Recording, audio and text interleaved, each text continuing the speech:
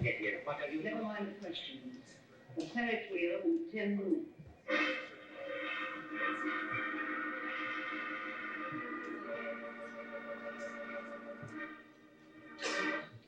In a moment, back to Counter Spy, presented by delicious Pepsi Cola. Have you heard about those tests by that famous laboratory? Have you heard the latest news in the Pepsi Cola story? Yes, there's big news about Pepsi. The cola you've always known was most delicious. The cola you've always known was best value is now shown to be the cola of proven highest quality. That's right. The U.S. Testing Company Incorporated reports you get more quick food energy ounce for ounce in delicious Pepsi Cola than any other nationally known leading cola drink. Yes, your Pepsi is really tops. Taste the tops, is the tops, and gives the most.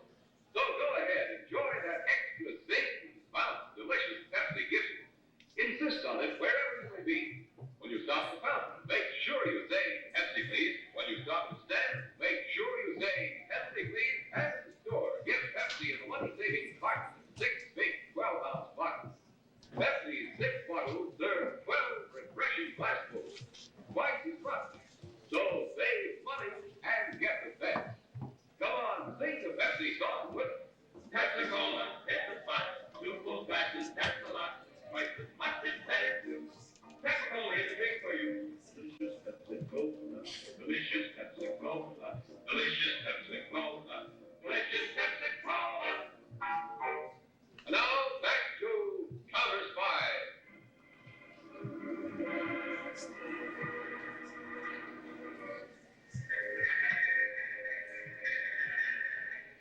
I've already bought the tickets to the Ferris wheel, Haki. Let's get in. Thank you. Just now, it's the safest place for you and me to talk. Why did you come here, Vivian? Naturally, you read about me in the papers.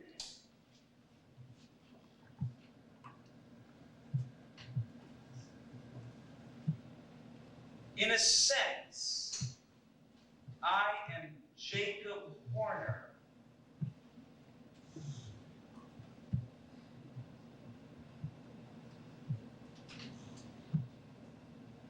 It was on the advice of the doctor that I entered the teaching profession. For a time, I was a teacher of grammar at the Wacomico State Teachers College in Maryland. The doctor had brought me to a certain point in my original schedule of therapies. This was in June 1953. And then once, when I drove down from Baltimore for my quarterly checkup, he said to me, Jacob Horner, you mustn't sit idle any longer. You will have to begin work. I'm not idle all the time, said I. I take different jobs. We were seated in the progress and advice room of the remobilization farm. There's one exactly like it in the present establishment in Pennsylvania. In this room, there are 2 straight-backed wooden chairs exactly alike, facing each other in the center of the floor, and no other furniture. The chairs are very close together. It is impossible to be at ease in the progress and advice room. The doctor sits facing you. You would not slouch down, because to do so would thrust your knees virtually against his. Neither would you be inclined to cross your legs in either the masculine or the feminine manner. The masculine manner would cause your left shoe to rub against the doctor's left trouser leg up by his knee and possibly dirty his trousers. The feminine manner would thrust the toe of your shoe against the same trouser leg lower down on his shin. To sit sideways, of course, would be unthinkable. And spreading your knees in the manner of the doctor makes you acutely conscious of aping his position, as if you hadn't a personality of your own.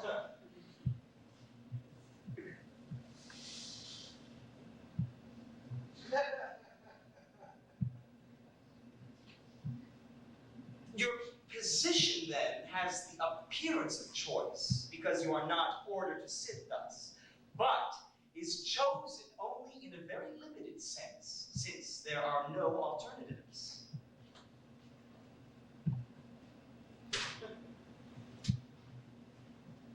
Well, the placing of your arms is a separate problem, interesting in its own right.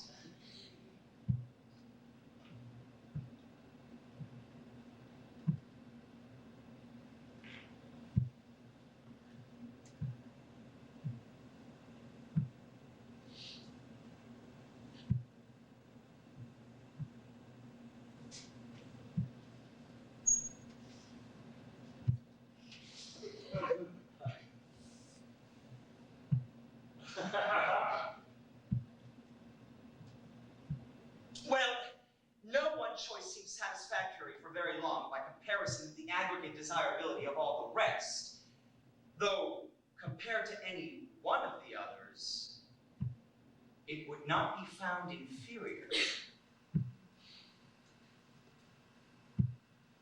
It seems to me at just this moment, I'm writing this at 7:55 in the evening of Tuesday, October 4th, 1955, upstairs in the dormitory, that should you choose to consider that final observation as a metaphor, it is the story of my life in a sentence.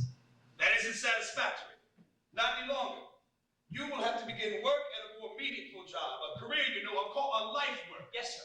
You are 30. Yes, sir. And you have taken an undergraduate degree somewhere in history, literature, economics. Arts and sciences.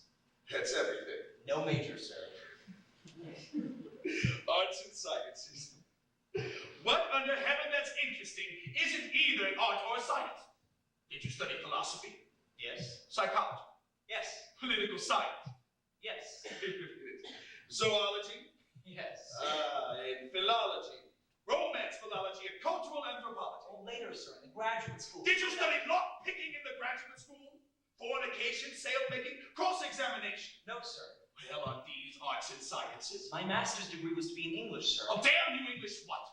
Navigation, colonial policy, common law. English literature, sir, but I didn't finish. I passed the oral examinations, but I never got my thesis done. Jacob Porter, you are a fool. What reason do you think you have for not applying for a job at the little teachers' college here in Macomco? Instantly, a host of arguments against applying presented themselves, and as instantly, a corresponding number of refutations lined up opposite them. This again is, in a sense, the story of my life. Well, no reason, sir, I said. Then it's settled. Apply at once for the fall term. And what will you teach? Iconography, automotive mechanics. English literature, I guess. No. There must be a rigid discipline. There must be a body of laws. You mean you can't teach plain geometry? Oh, I suppose. I made a suppositive gesture. Nonsense, of course you can't. Tell them you will teach grammar. English grammar. But you know, Doctor, there is descriptive as well as prescriptive grammar. I mean, you mentioned a fixed body of rules. You will teach prescriptive grammar. Yes, sir. No description at all, no optional situations. Teach the rules. Teach the truth about grammar. The advising was at an end. After I had paid Mrs. Doggy, the receptionist nurse, I returned to Baltimore. That night, I composed a letter to the president of the Wicomico State Teachers College requesting an interview. I was asked to appear for an interview in July. Telephone ringing, telephone ringing. The date of the interview had originally been set for a Tuesday in July, but on the Saturday before I left Baltimore, the president of the college had telephoned me and asked that I come on Monday instead. I could make it either day, I recall saying. Well, as a matter of fact, I suppose we could too, Monday or Tuesday. Maybe Monday would be better than Tuesday for some of the committee lessons. Monday is out of the question for you, of course. Would Tuesday be better for you? Monday or Tuesday, either one, I said. Actually, Tuesday would be better for me, but I certainly wasn't going to make an issue out of it. If Monday's better for you all, then it's all right with me. Well, I know we had planned on Tuesday, but I guess Monday would be best. Either day, sir, I said. So, on Sunday, I piled my odds and ends into the car and set out for the Eastern Shore. Mr. Horner, That's right. just a minute. Buzzer. A fatherly gentleman came smiling from the inner office. Mr. Horner, I'm John Schott. Glad to meet you. I'm glad to meet you, sir. Sorry I'm a little late. Late, my boy, you're 24 hours early. This is only Monday. But isn't that what we decided on the phone, sir? Nope, son. Tuesday. Isn't that so, sir? Monday in the letter, Tuesday on the phone. Don't you remember that? Hell, I swear, I thought Shirley changed it from Tuesday to Monday. I'm awfully sorry. That was stupid of me. Not a bit. Didn't we tell Mr. Horner Tuesday? Oh, I'm afraid so, on account of Mr. Morgan's Boy Scouts. Monday in the letter and Tuesday on the phone. One of the committee members is a scoutmaster. Joe Morgan, fine fellow, teaches history. That's why we changed the interview to Tuesday. Well, I'm awfully sorry. I bet I could have gotten mixed up myself. He was. Well, wait a minute. Surely give Joe Morgan a call, see if he's in. He might be in. I know his band. Oh, no, I'll come back tomorrow. Hold on now. Telephone ringing, telephone ringing. You know, Telephone ringing, telephone. Hello, Mrs. Morgan. Is Mr. Morgan there? I see. Oh, no, I know he's not. Yes, indeed. No, it's nothing. Mr. Horner came in for his interview today, unexpectedly. He got the date mixed up and came in today instead of tomorrow. No, don't bother. Sorry to bother you. Okay, bye. I wanted to spin on Shirley. Well, I'll come back. Sure, you come back. Well, we'll be seeing you. You come back again tomorrow now here. I will, sir. Well. See you tomorrow. Right. Hey, you dig up that letter so you don't say Monday. An inauspicious start. But the next day, I was disgusted enough not to care a damn about the interview. My mood had changed. Oh, hello. How do you do? Tell Dr. Shaw I'm here, will you please? Everybody's here today. Oh, right on in, Mr. Horner. Thank you. Inside, I was introduced to Miss Banning, teacher of Spanish and French. Dear elderly lady. Mr. Joseph Morgan, teacher of ancient European and American history. And Scoutmaster.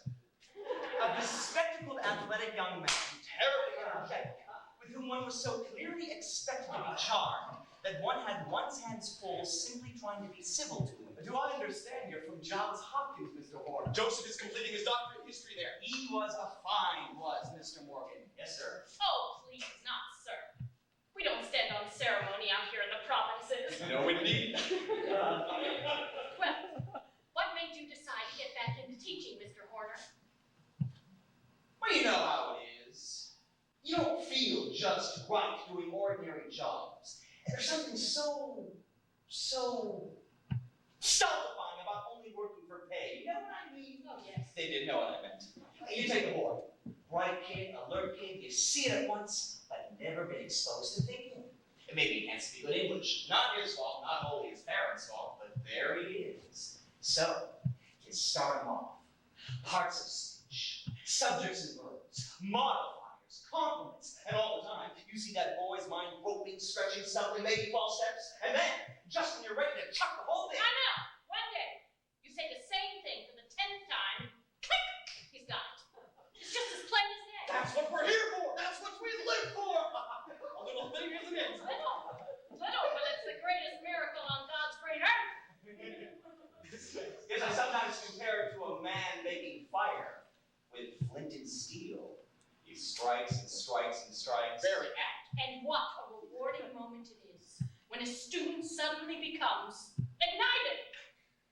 There's no other word for it. Positively ignited. And then you can't hold back. He's like a horse that smells the stable up the legs. Certainly, I have scored a triumph. Yeah. We'll see you next week.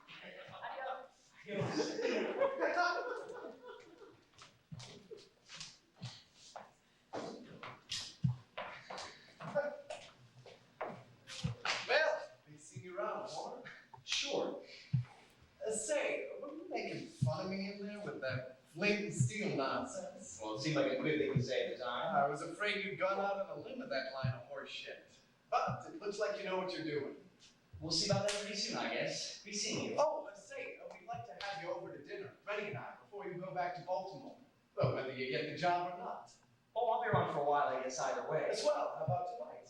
Well, better not. It seemed the thing to say. Well, tomorrow night then. Sure, I guess so. There was another thing, dinner invitations aside. You know, if you weren't just being funny about that flint and steel, then you might as well lay off it, don't you think? Oh, there's nothing silly about working with the scouts that I can see. You can tease me about them, or you can argue with me about them, but there's no sense just poking fun to be malicious. Oh, that's too easy. Excuse me if I offended you. Oh, hell no, thanks. I'm not really touchy, but what the hell? Hey, we'll probably be working together. We might as well understand each other a little. Just see you tomorrow for dinner then. So long. So long.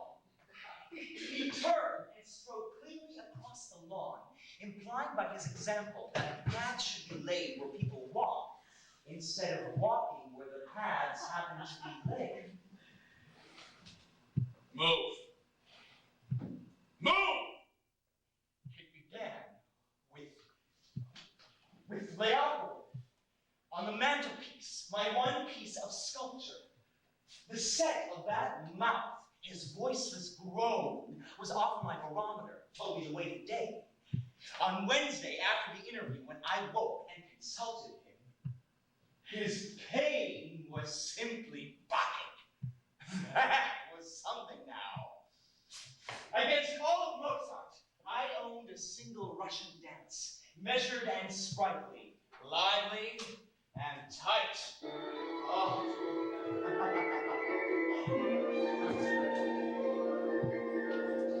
Oh.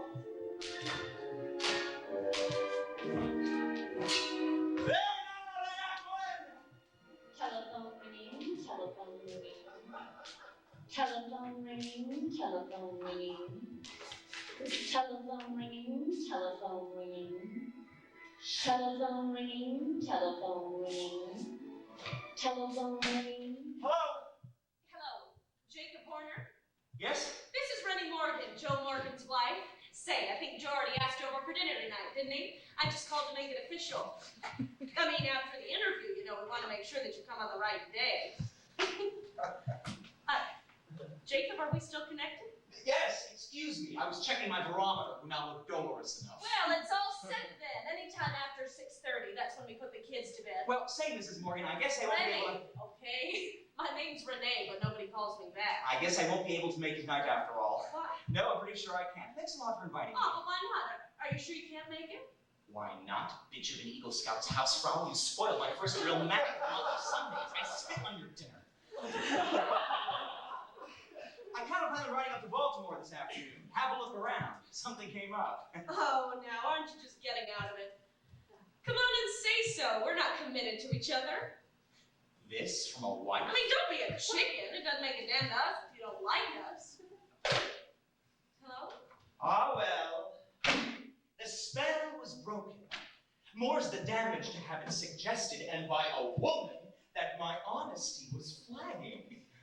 Great heavens, Morgans, the world's not that easy. Telephone ringing, telephone ringing.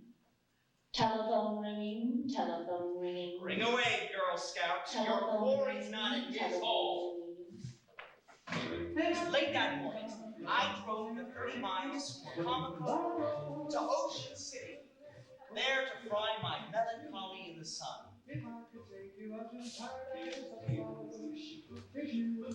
But perhaps because it was a weekday, there was not a girl on the beach or the necessary nonsense involved in the pickup. When I reached the saturation point, about 3 o'clock, I washed the sand off me and headed back to the car. But I wouldn't leave Ocean City without at least going through the motions of picking up a girl. The trip were pointless otherwise. A woman of 40, well preserved, but definitely 40, was wrenching the handle of her car door in vain. She was in no way extraordinary. I lost my taste for the hunt and walked past. Pardon me, sir. I wonder if you can help me. You'll think I'm stupid.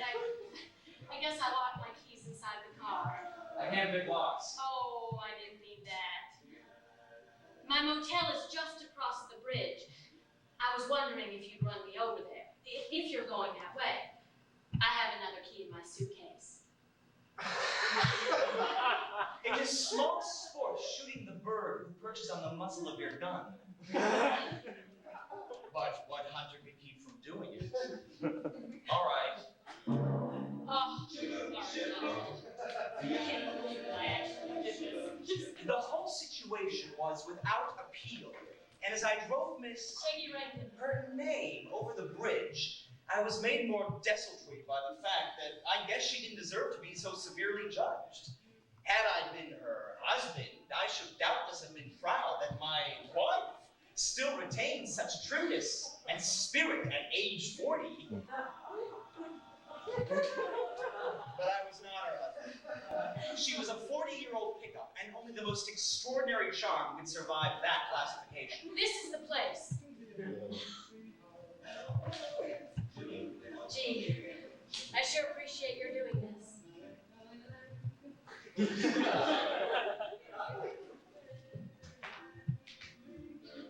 Thanks a lot. I'll take it back. Oh, would you? Just a minute while I run and get my keys. Have you got anything cold to drink in there, Peggy? I'm pretty dry. This was as far as I was willing to go in the nonsense line just then. Sure. Come on in. There's a soda fountain right next door here. And I've got whiskey. Why don't you get 2 large ginger ales with lots of ice, and we'll make highballs. I did. And we drank in her little room. The gloom was still on me. So, what do you do for a living? I'm a potential instructor of prescriptive grammar at the Wacomico State Teachers College. It was so nearly the type of answer one usually dreams of at such moments that I told her the truth. Is that so? I graduated from WTC myself. No. So long ago it embarrasses me to remember. I teach English at the high school in Wacomico. Oh. Isn't that a funny coincidence? 2 English teachers. I felt like turning in my highball and calling it quits. It was necessary to move rapidly to keep the situation from disintegrating.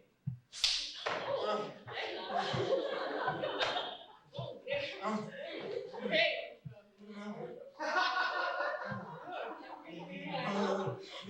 Let's take your bathing suit off. You're in a great hurry, aren't you, Jake? Well, Peg, we're old enough not to be any sillier than we have to be. By that, you mean I'm too old for you to bother being silly with, don't you? No. You're thinking that a woman my age can't afford to be cool. Tears. Everybody was digging truth out of me. Why hurt yourself? You're the one that's doing the hurting. You go out of your way to let me know that you're doing me a favor by picking me up. But your generosity doesn't include wasting a little time being gentle.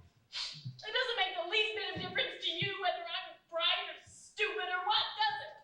Well, I might even be more interesting than you are since I'm a little older. I was thinking that even if she were talented, one would not pick her up in order to witness a theatrical performance. One would purchase a theater ticket. I'm sorry. Sorry you wasted your time on me, you mean. Just making me defend myself is awful enough. Back to the pillow, up again at once. Don't you understand how you make me feel? Today is my last day in Ocean City. For 2 whole weeks, not a soul has spoken to me, or even looked at me except some horrible old men.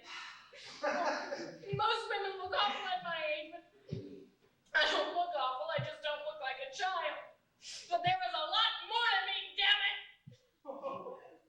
Then on the last day, you come along, as hard as you can be with the whole thing. You pick me up and you treat me like a whore.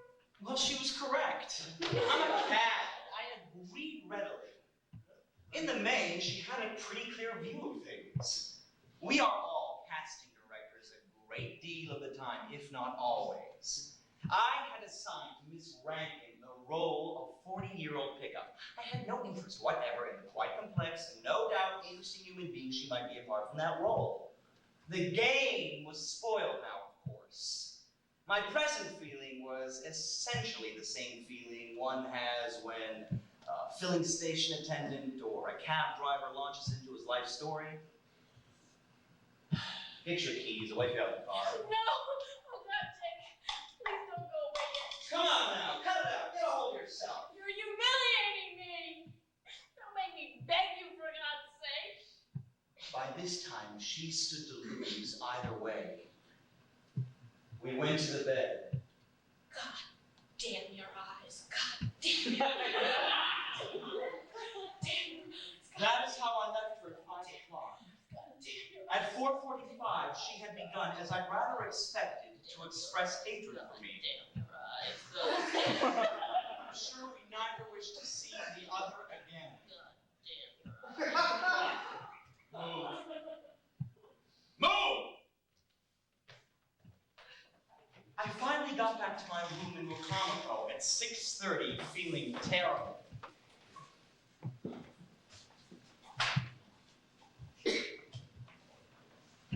But there was a length of time beyond which I couldn't bear to be actively displeased with myself.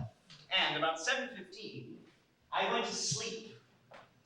My moods were little men, and when I killed them, they stayed completely dead.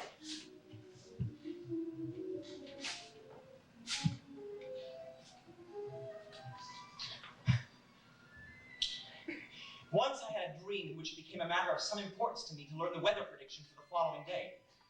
I searched the newspapers for the weather report, but couldn't find it in its usual place. I turned the radio on, but the news made no mention of tomorrow's weather. I dialed the weather number on the telephone, but nothing about the forecast for the next day. In this dream, I happened to know the chief meteorologist's name, and so I called his house. Telephone ringing, telephone ringing. Telephone ringing, telephone ringing. Telephone ringing. What is it? I want to know what weather we'll be having tomorrow. It's terribly important. There's no use you trying to impress me, no use at all. What made you suspicious? I assure you, sir, I just want to know what the weather will be tomorrow. I can't say I see anything suspicious in that question. There isn't going to be any weather tomorrow. What? You heard me. There isn't going to be any weather tomorrow. All our instruments agreed, no weather. But that's impossible. I've said what I've said, no weather tomorrow, and that's that. Leave me alone, I have to sleep. I woke up very much upset. Now here's the point.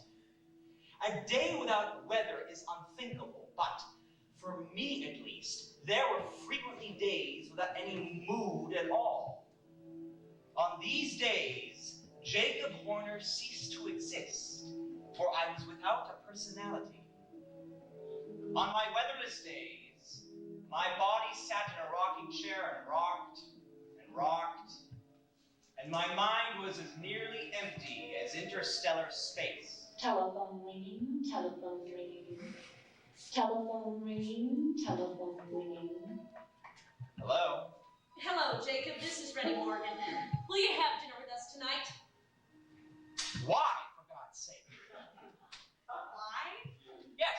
Why the hell are you also anxious to feed me dinner? Well, don't you want to come? I didn't say that. Why are you also anxious to feed me a dinner? That's all I asked.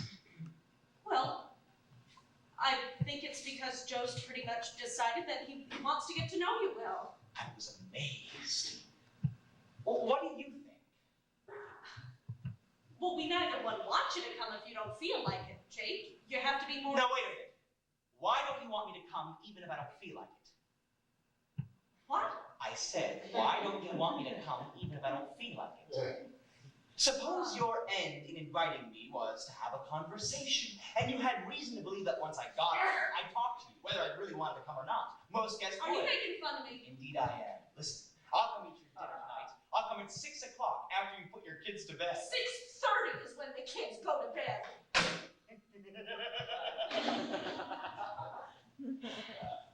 I rocked for another 45 minutes. From time to time, I smiled inscrutably. It was just a thing I found myself doing as frequently when walking alone. I would find myself repeating over and over in a judicious, unmetrical voice, Pepsi Cola hits the spot. 12 full ounces. That's a lot. Pepsi Cola hits the spot. 12 full ounces. That's... Passers-by often took me for a man lost in serious problems. Move!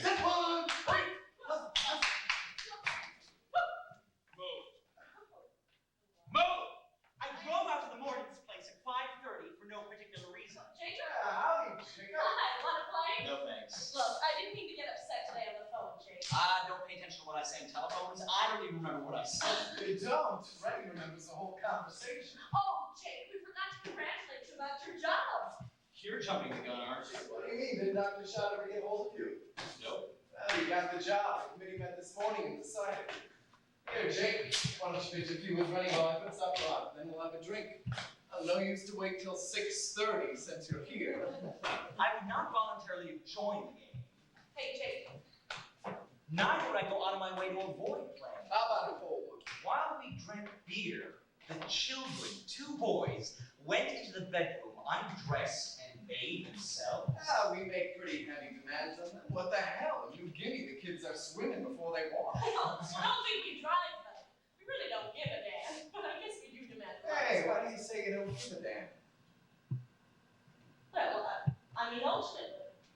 Ultimately, it wouldn't matter one way or the other, would it? Nothing matters one way or the other, ultimately. Well, that's what I meant. You shouldn't consider a value less real just because it is an absolute. A sense less than absolutes are all we've got. Well, it was Rennie's ball. But the game was interrupted by the timer bell on the kitchen stove. Joe and I got on extremely well. Wacomico is Rennie's hometown. We're staying here while I finish the dissertation. I learned that he'd taken his bachelor's and master's at Columbia. The one in literature, the other in philosophy. You know, what really pleases me is that in spite of your making fun of Rennie, you seem willing to take her seriously. Almost no man is willing to take any woman's thinking seriously, and that's what Rennie needs more than anything else. It's none of my business, Joe, but you talk about her as if she were a patient of yours. Yes, that's a good point. I guess I do. I don't need to. Now, it may well be that Joe made no such long, coherent speech as this all at once. I put it down here in the form of one uninterrupted whiz-bang for convenience's sake. When Rennie and I were married, we understood that neither of us wanted to make a permanent thing of it if we couldn't respect each other in every way. Well, there's nothing intrinsically valuable about marriage, but that doesn't mean that I don't value it. In fact, I guess I value my relationship with Rennie more than anything else in the world. All it means is that once you admit marriage is no absolute, well, you have to decide for yourself the conditions under which marriage is important to you. Okay, Suits me. well, do you agree or not? Sure, I agree. One of my conditions for preserving a marriage would be that the parties involved be able to take each other seriously. If I straighten Rennie out now and then, or tell her that some statement of hers is stupid as hell, or even slugger one, it's because I respect her. And to me, that means not making allowances for her. In my ethics, the most a man can ever do is be right from his point of view. Now, there's no general reason why he should even bother to defend it, much less expect anybody else to accept it. But the only thing he can do is operate by it, because there's nothing else. Suppose that I was completely jealous of Rennie, for instance. Now, it happens that that's not the case at all, but suppose that marital fidelity was one of my gifts. Then suppose Rennie committed adultery behind my back. Well, from my point of view, the relationship would have lost its raison d'etre, and I'd probably walk out flat if I didn't actually shoot her or shoot myself. But from the state's point of view, well, they'd be as justified in hanging me for shooting her as I'd be in shooting her. You see, that's one reason why I don't apologize for things. There's no sense in apologizing because nothing is ultimately defensible. But a man can act coherently. He can act in ways that he can explain if he wants to. This is important to me. Do you know, for the first month of our marriage, Rennie used to apologize all over herself to friends who dropped in because we didn't have much furniture in the house. And she was always apologizing to other people for not having their point of view. Well, one day she did it more elaborately than usual, and as soon as the company left, I popped her one in the jaw, made her out cold. And when she came to, I explained to her very carefully why I did it. She cried, and then she apologized to me for having apologized to the other people. I popped her one again. There was no boastfulness in Joe's voice. Neither was there any regret. Well, what the hell, Jake? When you say goodbye to objective values, you are on your own. It takes energy. I suppose it was rough, slugging Rennie, but I saw the moment as a kind of crisis. Anyhow, she stopped apologizing after that. Ah, I said. Do you like horseback riding, Jake? Never rode before, Rennie. Oh, gee, it's fun. You have to try it with me sometime. Yes, I suppose I'd better do that before I try with a horse.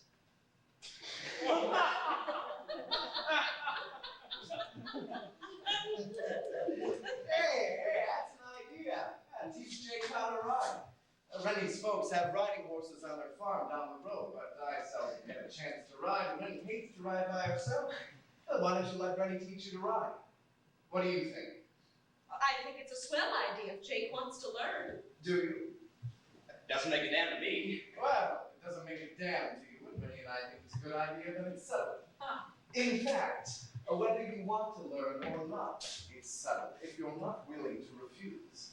Well, the only demonstrable index to a man's desires is his acts. What a man did is what he wanted to do. That's another reason why it's silly for anybody to apologize for something.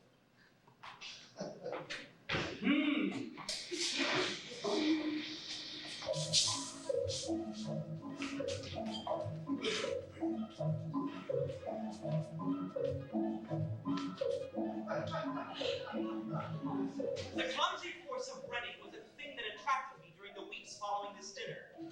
Rennie was an excellent rider Stop digging her in the barrel. and the most competent teacher. We covered a good deal of countryside during August. No. You're telling her to go with your heels, but you're holding her back with your hands. On horseback, where there are rules for one's posture, it was a pleasure to see her sitting perfectly controlled in the saddle. Oh, slap her hard in the nose. And next time, hold your left arm stiff up on her neck, and she won't turn her head. But she could not handle her body in situations where there were no rules. You know they're just learning.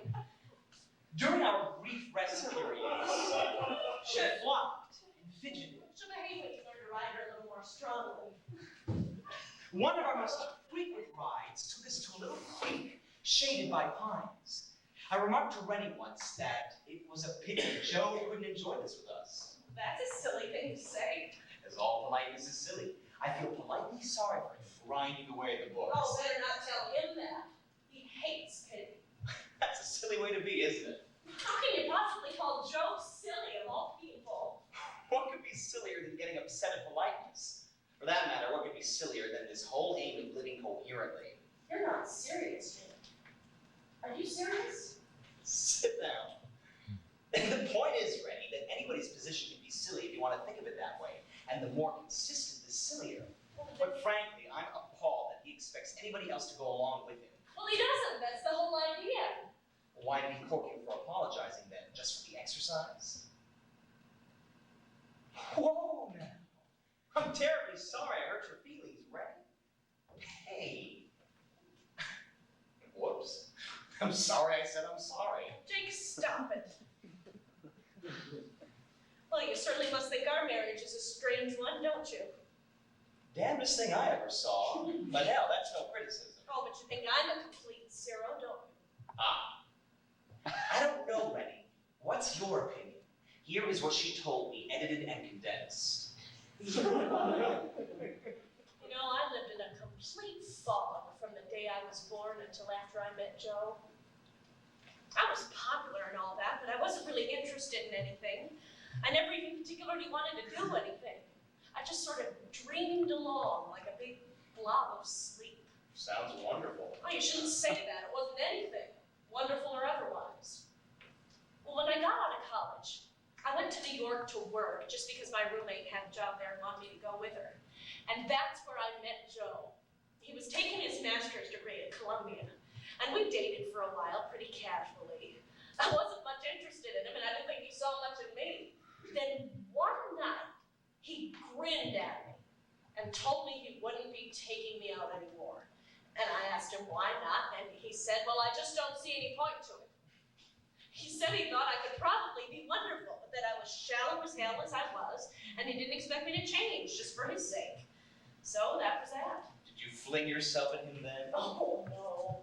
I was hurt, and I told him he wasn't so hot himself. Good. Oh, you're silly to say that, Jake. I retract it.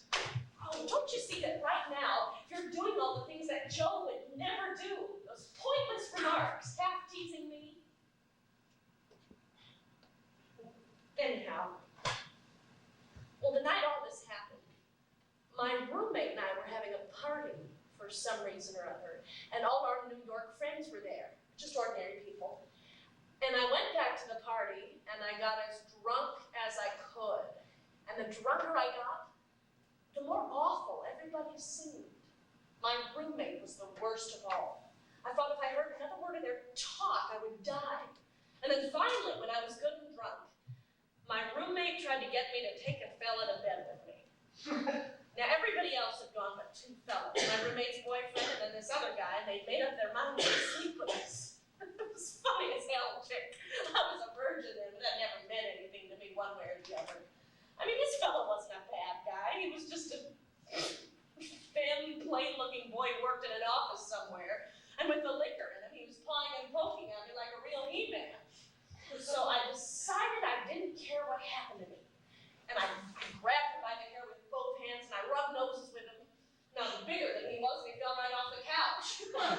And my roommate and her boyfriend were already in the bedroom. So I helped the guy take his pants down right there in the living room, and he was scared to death of me. He wanted to turn off the lights and turn on the music and this and that and the other. And I called him a fairy, and I pulled him down in the rug, and I bit him till the blood came. You know what he did?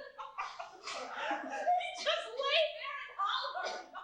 Lord, I don't blame you. I knew if he would do something quick, it would be too late because I was hating myself for every second. But the poor boy passed out on the floor. I thought it might be fun to straddle him as he was and give him artificial respiration. I was drunk too, remember? Anyhow, I couldn't make it work right. To top things off, I got sick all over him. Then I just got so disgusted I left the place and went over to Joe's room. I didn't give a damn what he did to me then after this other guy. I won't ask you what he did. Oh, what he did was take one look at me and throw me in the shower. Clothes and all. He just turned on the cold water and let me sit there while he fixed some soup and tomato juice, and then he even put pajamas and a robe on me, and I ate the soup. That was all. Gosh, I even slept with him that night. Hey, Rennie, you don't have to tell me all this. Oh, no, I mean slept. He didn't make love to me, but he never have slept all night in the chair just for propriety's sake. Don't you want to hear this? Sure I do, if you want to tell it to me. I do want to tell it to you. I've never told anybody this stuff before. I don't think I ever even thought of it until you started making fun of us. Well, I admire Joe's restraint. Oh, Jake. He is a Boy Scout in some ways, I guess, but you had another reason, too. When I was sober, he told me he'd like a more or less permanent relationship. Do you mean marry me, I said, and he said it doesn't make a damn to me, Rennie. Now, what he meant was that we would stay together as long as each of us could respect everything about the other, absolutely everything. Nobody making any allowances for anybody else. He wasn't much interested in just having a wife or a mistress, but this other thing he was intensely interested in. So you know what we did? We talked about it almost steadily for 2 days and 2 nights, and all that time he wouldn't touch me or let me touch him. We both knew that this was more important than anything that we'd ever done. He explained his whole attitude towards things, all of it, and asked me more questions about myself than I'd ever been asked before. And we agreed that on every single subject, no matter how small or apparently trivial, we would compare our ideas. There wasn't to be any such thing as my interests and his interests. And he did warn me that until I got into the habit of articulating very clearly all the time, and until I learn how to do that, most of the reasonable sounding ideas would be his. We would just try to forget about my ideas for a while. So I scrapped every last one of my friends because you have to make all kinds of allowances for them. I threw out every opinion I owned because I couldn't defend them. I think I completely erased myself, Jake, right down to nothing, just so I could start over. Sounds bleak, Rennie. Oh, it's not. Well, I suppose I should say something about your individuality. I would rather be a lousy Joe Morgan than a first-rate Rennie McMahon. I mean, don't forget, I chose to do this. But it seemed to me she chose it, as I chose my position in the Progress and Advice Group.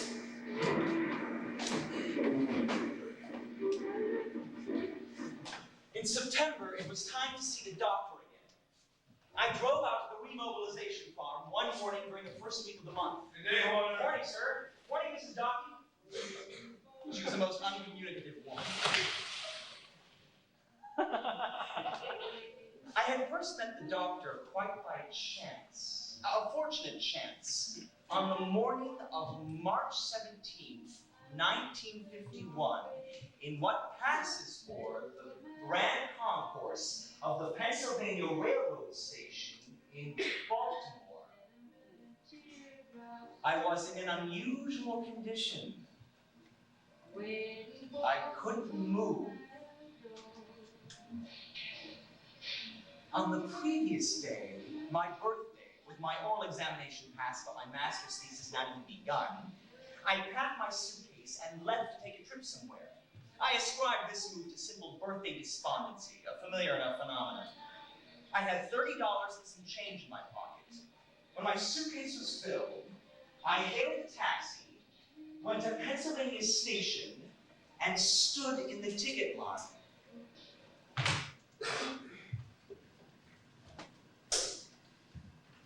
Yes. This will sound theatrical to you, but I have $30 or so to take a trip on. Would you mind telling me some of the places I could ride to from here for, say, $20? You can go to Cincinnati, Ohio. You could go to Crestline, Ohio. Let's see now. You can go to Dayton, Ohio, or Lima, Ohio. That's a nice town. I have some of my wife's people up around Lima, Ohio. If you want to go there. Cincinnati, Ohio, Crestline, Ohio, Dayton, Ohio, and Lima, Ohio. Thank you very much. I'll make up my mind and come back. So, I left the ticket window and took a seat.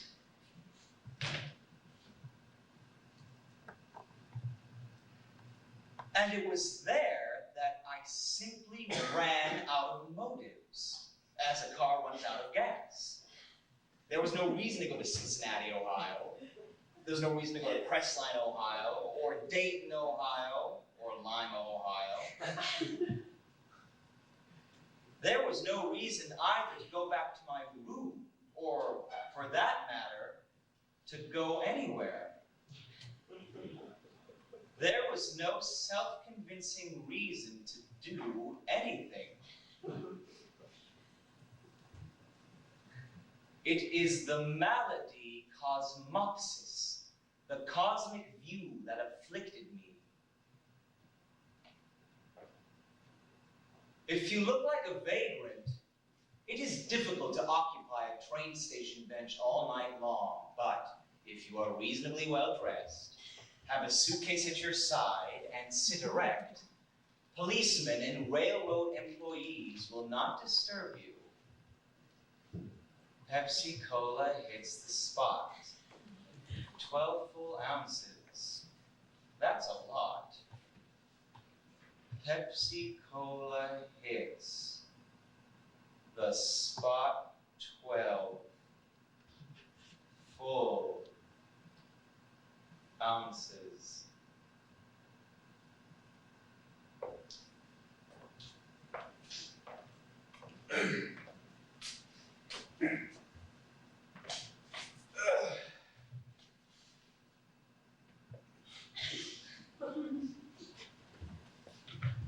sitting here like this last night?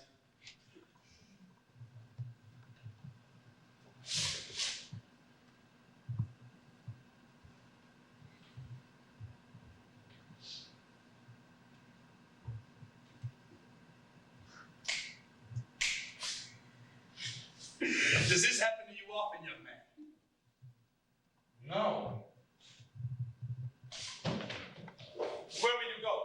Oh, get a bus home, I guess. See you around. Wait. Won't you have a cup of coffee with me? Well, I'm a physician. I'd be very interested in discussing your case with you. I don't have any case. I don't know what's wrong with me. I don't know what came over me. See you around. No. I saw you sitting here last night at 10 o'clock when I came in from New York. You were sitting in the same position. You were paralyzed. Well, that's what you want to call it. But there's nothing really wrong with me. I really don't know what came over me. Of course you don't. But I do. My specialty is various sorts of physical immobility. You're lucky I came by this morning. Oh, you don't understand. Oh, I brought you out of it, didn't I? Here.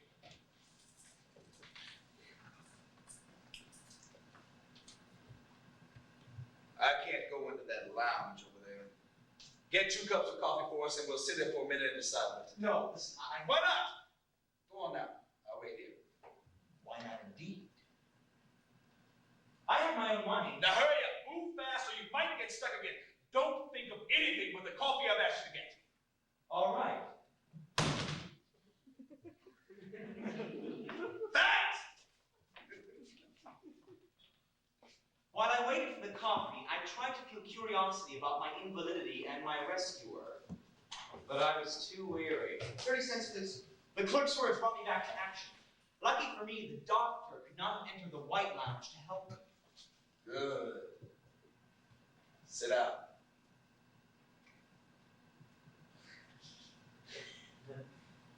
You're on this side. You're like a donkey between 2 piles of straw. Thanks for the coffee. I have 1 or 2 calls to make yet before we take the bus. Won't take long. What do you mean, take the bus? Well, you'll have to come over to the farm. My remobilization farm over there with Comico for a day or so for observation. You don't have anything else to do, do you? Well, I should get back to the university, I guess. I'm a student. Might as well forget about that for a while. But you can come back in a few days if you want to. Say, really, I'm not a paralytic. It's all just silly, really. I'll explain it if you want to hear it. No, you needn't bother. But no offense intended. It's just that the things that you think are important probably aren't even relevant at all. Forget about causes. I'm no psychoanalyst. Well, that's what I mean, sir. There's nothing physically wrong with me. Except that you couldn't move. What's your name? Jacob Warner. I'm a graduate student. Ah, no biography, Jacob Warner. Come on now, we get a cab. Bring a suitcase along. Oh, wait now. Yes. The thing was absurd. Well, this is absurd. So? Think. Think! Well, Are you sure it's all right? I had no idea what my question signified. We took the Red Star bus to the Eastern Shore. The remobilization farm was an aged white clapboard house. The patients on the porch, senile men and women, welcomed the doctor with querulous enthusiasm, and he returned their greeting. I was introduced to the muscular Mrs. Darky and taken to the progress and advice room for my first interview.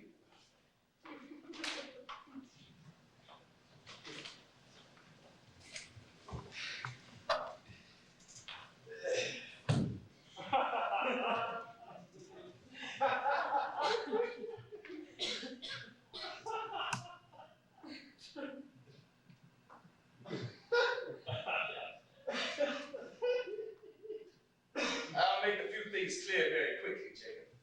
The farm, as you can see, is designed for the treatment of paralytics. Most of my patients are old people, but you must infer that this is a nursing home. Perhaps you noticed when we drove out that my patients liked me. It has happened several times in the past that for one reason or another, I've seen fit to change the location of the farm. Once it was outside of Troy, New York, another time near Fond du Lac, Wisconsin, another time near Biloxi, Mississippi. Nearly all the patients I have with me now have been with me at least since Fond du Lac, and if I should have to move tomorrow to Helena, Montana, or Far Rockaway, most of them would come with me. And not because they haven't anywhere else to go. But don't think I have an equal love for them. They are just more or less interesting problems in immobility for which I find it satisfying to work out therapies. I tell this to you, but not to them, because your problem is such that this information is harmless. And you have no way of knowing whether anything I've said or will say is the truth or just part of my general therapy for you. The reality of your problem itself is all that you can be sure of. Yes, sir. Why do you say that? Say what? Yes, sir. Why do you say yes, sir? Oh, I was just acknowledging what you said before. Acknowledging the truth of what I said or merely the fact that I said it? Well, I don't know, sir. Oh, but you don't agree with any of that? Oh, I agree with some of it. Oh, which statements do you agree with? Which statements? I don't know. I guess.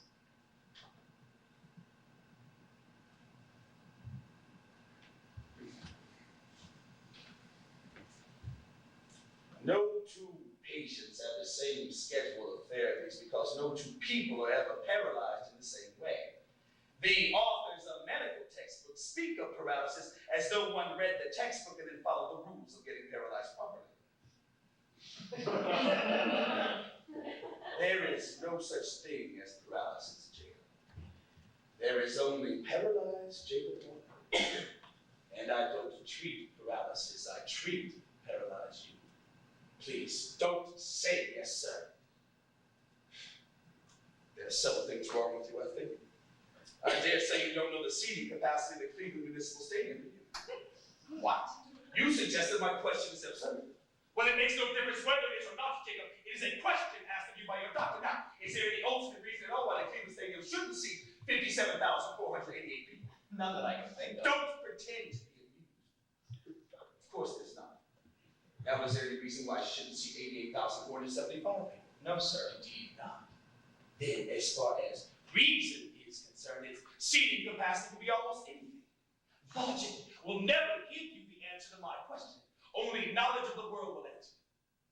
There's no reason at all why the Cleveland Stadium should seat exactly 77,700 people, but that happens to be the case. The world is everything that is the case, and what the case is not a matter of logic. If you don't simply know how many people can sit in the Cleveland Stadium, you have no real reason for choosing one number over another. Assuming you can make a choice at all, do you understand? Well, you'd still have to choose whether to answer the question or not, wouldn't you? My question seemed reasonable enough to me. One of the things you will have to do is buy a copy of the World Almanac for 1951 and begin to study it scrupulously. Informational therapy is one of a number of therapies we'll have to initiate at once, perhaps for a number of years. Do all your patients memorize the World Almanac, Doctor? I might as well not have spoken. Mrs. Doctor will show you to your bed. I'll speak to you again presently.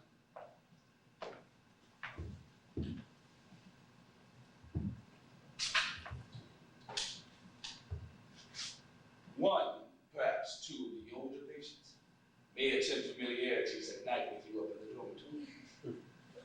They're on sexual therapy. Reject them gently, and they'll go back to the town. The doctor spent 2 or 3 one-hour sessions with me each day. You claim to be unable to choose in most situations. Well, the fault lies not in the situation, but in the fact that there was no choosing. Choosing is existence. To the extent that you don't choose, you don't exist. It doesn't matter to the case whether your character is admirable or not, as long as you think you have one. Well, I don't understand why you should choose to treat anyone, Doctor. Well, that's my business, not yours. And so it went. I was charged with everything from intellectual dishonesty and vanity to non-existence. All right, then. Everything you say is true. All of it is the truth. You have no idea what you're talking about. There is no such thing as truth as you conceive it. These apparently pointless interviews do not constitute my only activity at the farm. Before every meal, the other patients and I were made to perform various calisthenics under the direction of Mrs. Darby. If nothing else, I was constrained to keep a finger wiggling or a foot tapping, say during mealtimes. Motion! Motion! You must always be conscious of motion! Everything to the doctor is either therapeutic, anti-therapeutic, or irrelevant. He is a kind of super pragmatist. At the end of my last session, I was to return to Baltimore experimentally. The doctor gave me some parting instructions. It would not be well in your particular case to believe in God. Religion will only make you despondent. Why don't you read Sartre and become an existentialist? It will keep you moving until you can find something more suitable for you. Don't get married or have love affairs yet. Take out masturbation temporarily. Above all, act impulsively. Don't let yourself get stuck between alternatives or you're lost. You're not that strong. If the alternatives are side by side, choose the one on the left. If they're consecutive in time, choose the other. If neither of these apply, choose the alternative whose name begins with the earlier letter of the alphabet. These are the principles of sinistrality, antecedents, and alphabetical priority. There are others, and they're arbitrary, but useful. Goodbye, doctor. Goodbye, doctor. If nothing happens for like 3 months, I have a limited interest in your case, Jacob, and in the vacuum you have for a self. That is your case. Remember, keep moving all the time.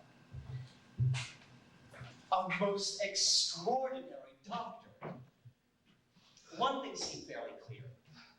The doctor was operating either outside the law or on its very fringes. Sexual therapy, to name only one thing, could scarcely be sanctioned by the American Medical Association. One wondered whether he had a license. At worst, he was some combination of quack and prophet, with elements of faith healer and armchair Freud thrown in. And yet, one couldn't easily laugh off his forcefulness. Move. Joe and I got along better all the time. He argued exuberantly with me about everything. And we played tennis and gin rummy together, and I proofread the manuscript of his dissertation, an odd, brilliant study of the saving roles of innocence and energy in American history. But during our rides, Rennie grew increasingly morose. Let me ask you a question, Rennie. Why is Joe so anxious for me to talk to you? Am I supposed to be a devil's advocate? I guess this will insult you, Jake. I honestly don't know why Joe's so taken with you. He's never been interested in anybody before. You know what I've come to think? I think you don't exist at all. There's too many of you. You cancel yourself out. You're nothing. I found it appropriate to say nothing. God, I wish Joe was here. Well, you're not real like Joe is. He's the same man today as he was yesterday, all the way through. He's genuine, that's the difference. But not me. No, how about you? I don't know. I don't care. This was absurd, and we both knew it. Jake, I don't like you. I want to be unfair to you, Jake, but I think I was a lot happier before we even met you. Well, tell Joe about it. He's got you scared to death, Rennie. Is it because of the time he socked you?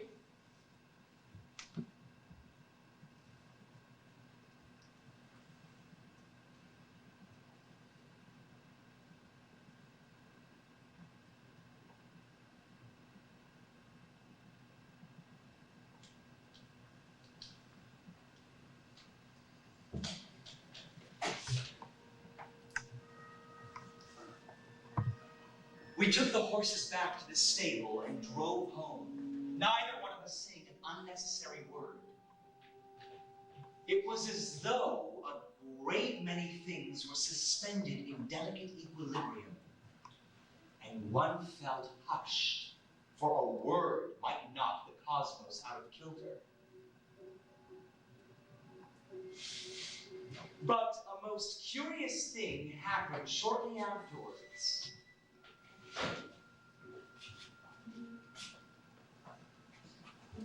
Joe's home. Want to eavesdrop?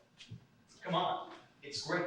See the animals in their natural habitat. For? You mean you never spy on people when they're alone? It's wonderful. Come on, be a sneak. It's the most unfair thing you can do to a person. You disgust me, Jake.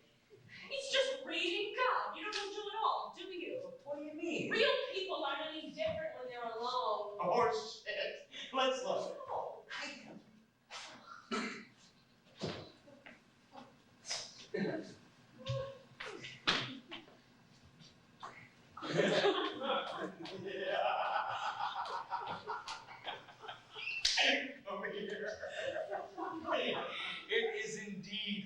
grossest of injustices to observe a person when he believes himself to be alive. Joe Morgan, back from his Boy Scout meeting, had evidently intended to do some reading, for there were books lying open on the writing table. But Joe wasn't reading. Hey! Just wait! Just read two! Play rest!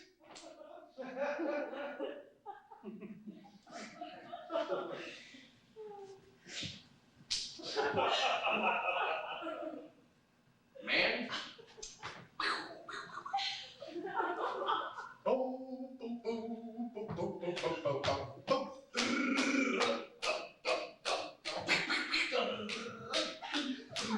I watched entranced by his performance, for I cannot say in my strangest moments, and a bachelor has strange ones, that I surpassed him.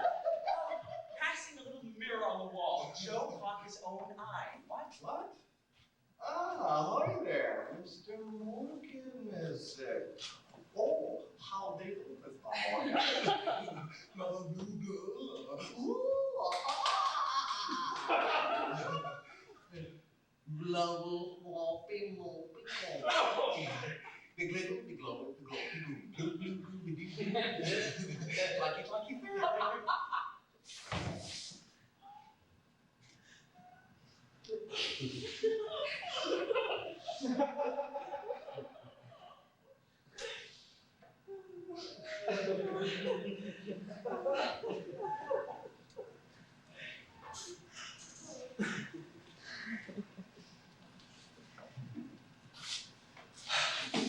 The show then was over. But one moment, yes. He turned slightly and we could see his tongue gripped purposefully between his lips at the side of his mouth. Joe was masturbating and picking his nose at the same time.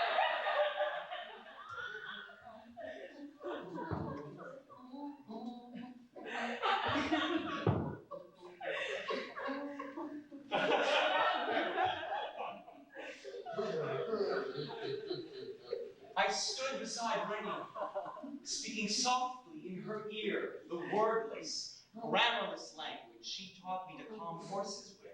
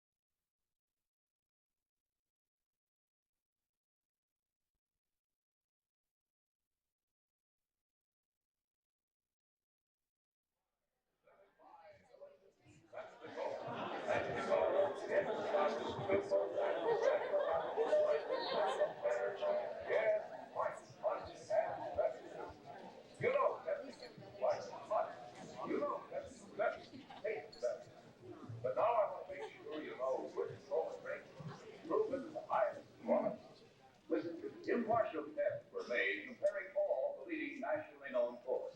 And here's the news.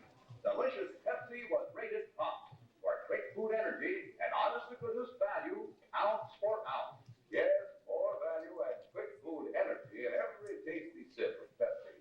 That's why Pepsi's so refreshing. Why you feel so good. Why you're on the feet. Why people call Pepsi their favorite drink. When the quality proves top and the taste is so delightful. So refreshing that you bubble and the quantity is double.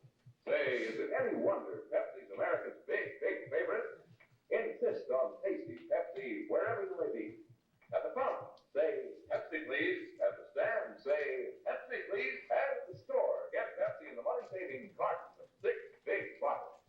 How about getting a carton tonight of delicious Pepsi Cola? Delicious Pepsi Cola, delicious Pepsi Cola, delicious Pepsi Cola, delicious Pepsi Cola. Now back to Counter 5.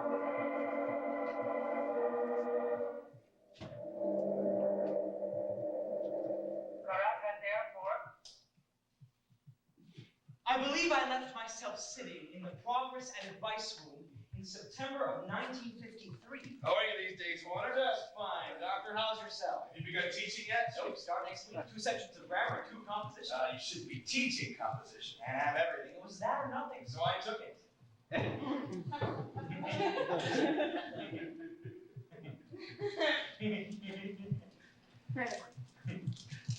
Who is this confident fellow you've befriended? One of the other teachers? Why do you say I'm imitating somebody? I didn't. I only asked who the forceful fellow was you've obviously mentioned. None of your business, sir. My. Very good. Well, it's a pity you can't take on that manner consistently. You'd never need my services again. Anyway, I'm pleased to see you assuming a role, but you do it evidently in order to face up to me. Character like your friends would never allow itself to be insulted by some crackhead. That's right, Doctor. But this indicates to me that you're ready for mythotherapy.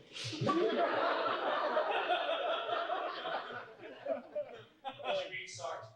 Some things. Frankly, I didn't get to be an existentialist. No, well, no matter now. In life, there are no essentially major or minor characters, but everyone is necessarily the hero of his own life story. Hamlet could be told from Polonius' point of view. He didn't think he was a minor character in anything, I dare say. Or suppose you're an usher in a wedding. From the groom's viewpoint, he's the major character, the others play supporting parts, even the bride. But from your viewpoint, the wedding is just a minor episode of the very interesting history of your life. Both the bride and groom are minor figures. It can be pleasant for you to pretend to be less important than you know you are. This kind of role assigning is myth-making. And when it's done for the purpose of aggrandizing or protecting your ego, it becomes mythotherapy. Here's the point.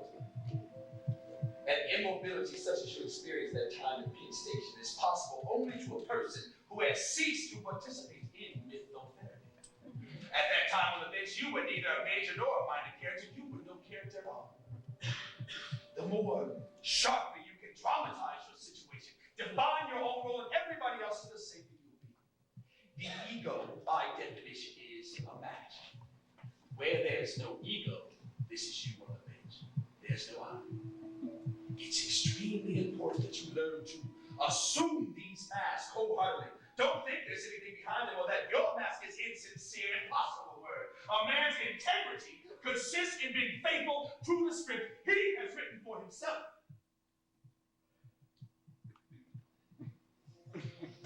You did quite well, for example, for a beginner, to walk in here so confidently and almost arrogantly a while ago and assign me the role of quack.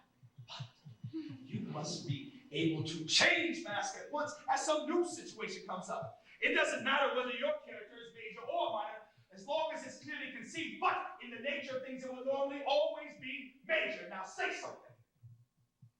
Say something. Move. Take a role. Oh, damn. Hey, what are you doing? Go on, get off me! You're crazy! Hey, you watch that stuff. I can make plenty of trouble for you if I wanted to.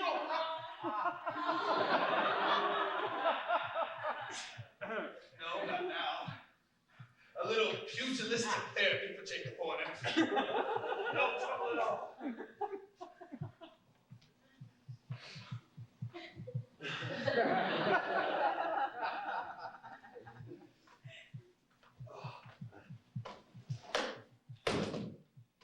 Shall we continue our talk? You were speaking in a manly way about making trouble, or perhaps you've had enough of the old crank for the day. What would the sheriff think of this farm? Suppose the police were sent out to investigate sexual therapy. Do you intend to say? Do you think I wouldn't? No idea. Do you dare me to? Indeed, I do not. I'm sure you're quite able to do it. I'm sorry if my tactic just then made you angry. You were paralyzed again, you know. Horseshit, you and your paralysis! You have had enough for the day. Jacob Horner, now get out! I hope you're getting paralyzed running 60 miles an hour on your way home tonight. Now get out of here, you damn moron!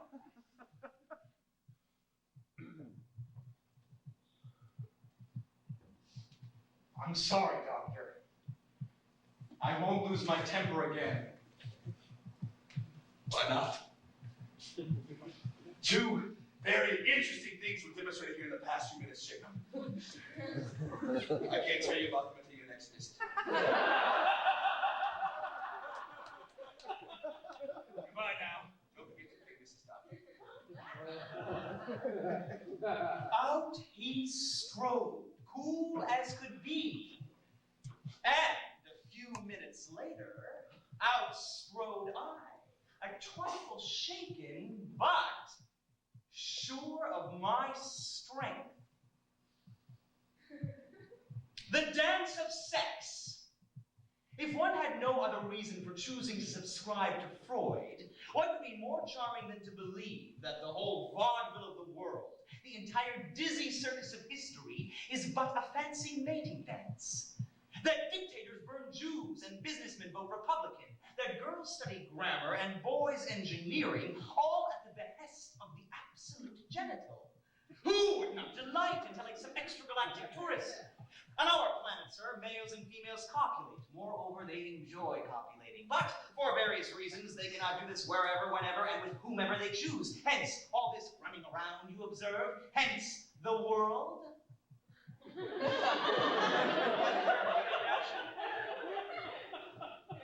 My classes commenced on the 7th of September. A tall, blue day as crisp as the white starch blouses of the co-eds who filed into my classroom and nervously took their seats. Standing by the lectern at 8 o'clock sharp, suit fresh pressed and chin scraped clean, I felt my nostrils flare like a stud's at the nubby, tight sex of them. In a classroom on the first day of a new term, the air's electric with sex, like ozone after a summer storm. Little's to be done but to nod to Freud on such a day. What I said with professorial succinctness was, my name's Jacob Horner, my office is in room 27 around the corner, there's a list of my office hours on the door. They wrote my name and office number as frowningly as if I pronounced the key to the mystery. We were all so conscious of playing school that to attempt a lesson would have been preposterous. Why, the urge to drop the ceremonious game and leap those fine girls on the spot was simply terrific. The national consternation if on some September morn every male college instructor in the land cried out what was on his mind. To hell with this nonsense, men! Let's take 'em! Soothing speculation. That's all for today. By the books, we'll start right off next time with a spelling test. By 4 o'clock, I was virtually in pain. I tossed my empty briefcase into the car and drove across town to the high school. Come on, I have to see you right away. Come on, I can't tell you here how important it is. What is the matter, Jake? Scott! Jake! Where are we going? Wherever you want to. Are you just picking me up again? What do you mean, just? Fantastic! What do you think I am, for heaven's sake? I stepped on the accelerator. Your place or mine? Mine, and just as fast as you can! I've never in my life been such a monster as you are. You are simply a monster! I'm not simply a monster, Piggy. I'm also a monster. You are an incredible cad!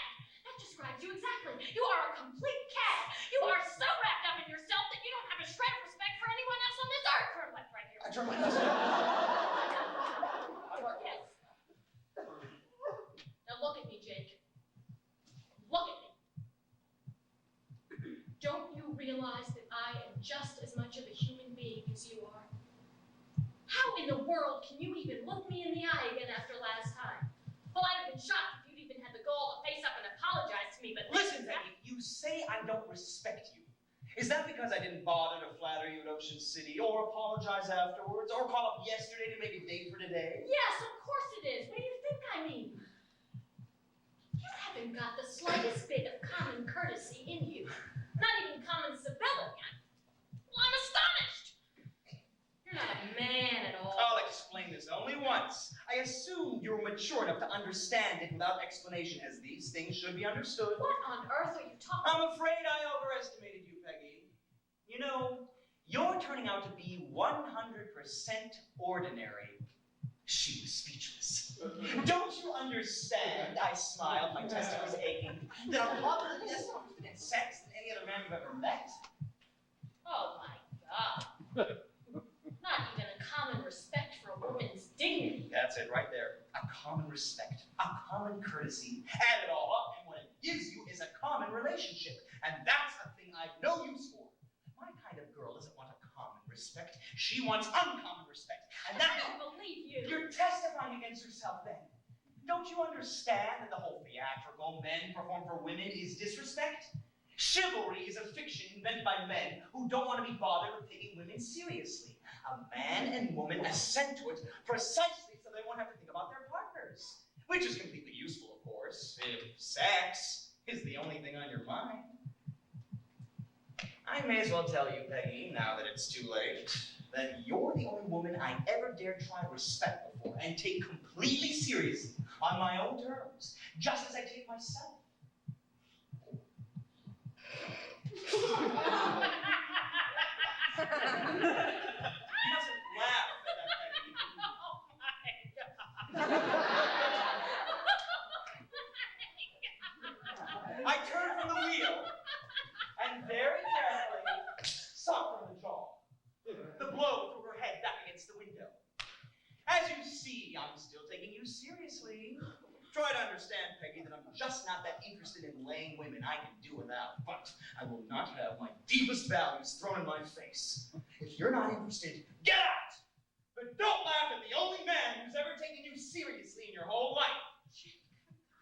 I really was just bringing you home, you know, Peggy. I smiled, playing the kicker at the end of my hand. When can I see you?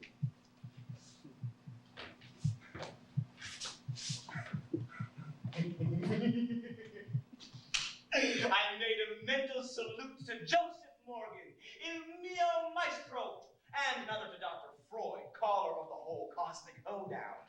Up to Miss Peggy's flat we tripped, a pas de deux, an entrechat, and that was that. I left on promises of greater things to come, which I had no special plans to keep. Move. Move!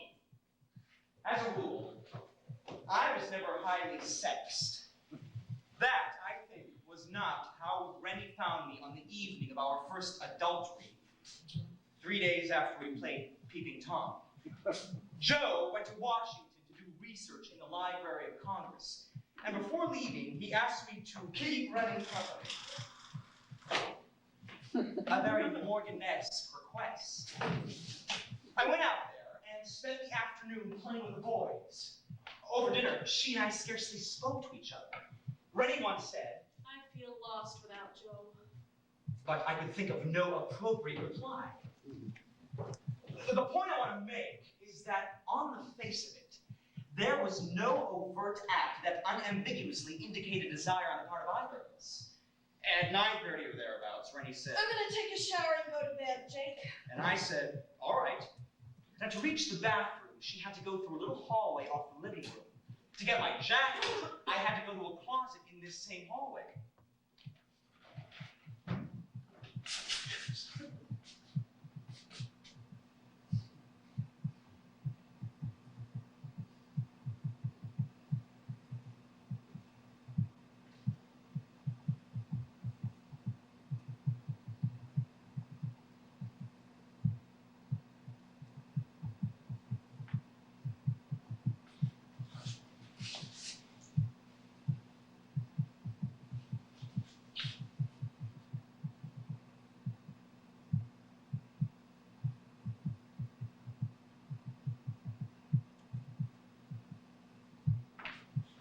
I think a slow motion camera would not have shown who moved first.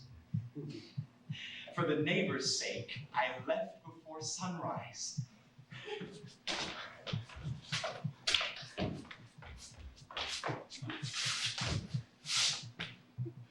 The fellow who committed the act was not thinking ahead of his desire.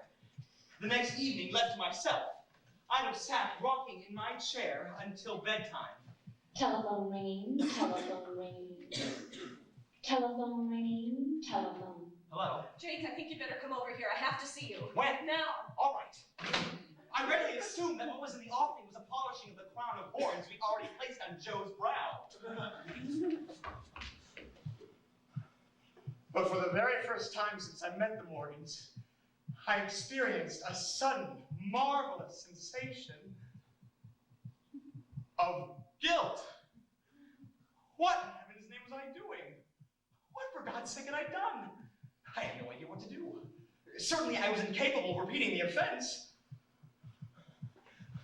It's incredible, Randy. God, I feel weak. What in the world was I thinking of? Where in hell was I? What are we going to do, Jake? Will you tell Joe? Oh, no. I can't imagine never telling him. Oh, God, the last thing we ever do is hide anything from each other. I swear, the only reason I haven't killed myself is that would just be cheating him more. Oh, how would he take it? I don't know. That's a terrible thing. I can imagine him doing anything from just laughing to shooting both of us.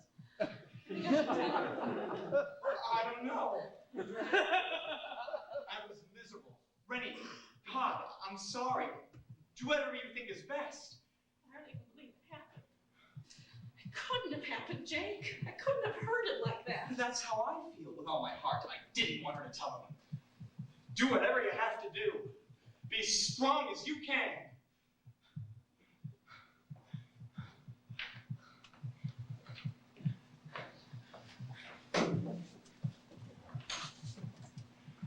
It occurred to me that granted all this profound sympathy, tenderness, and general concern for Rennie, I could have stayed to face Joe and tell him everything.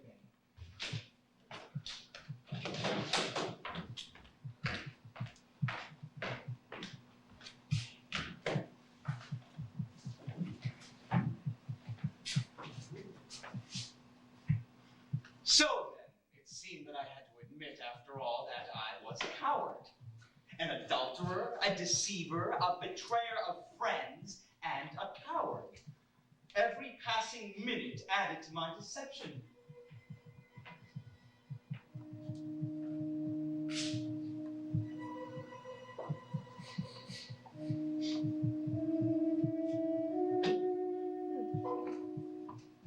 Stendhal claims to have wanted to postpone suicide simply out of curiosity about the contemporary political situation in France. He wanted to see what would happen next. And, apart from cowardice, there was a similar reason that stayed my hand. Since the evening of my last interview with Rennie, Joe had not been to school. Dr. Schott's secretary announced that Mr. Morgan was ill, but was expected to return to work any day. Was he actually ill, or had Rennie confessed?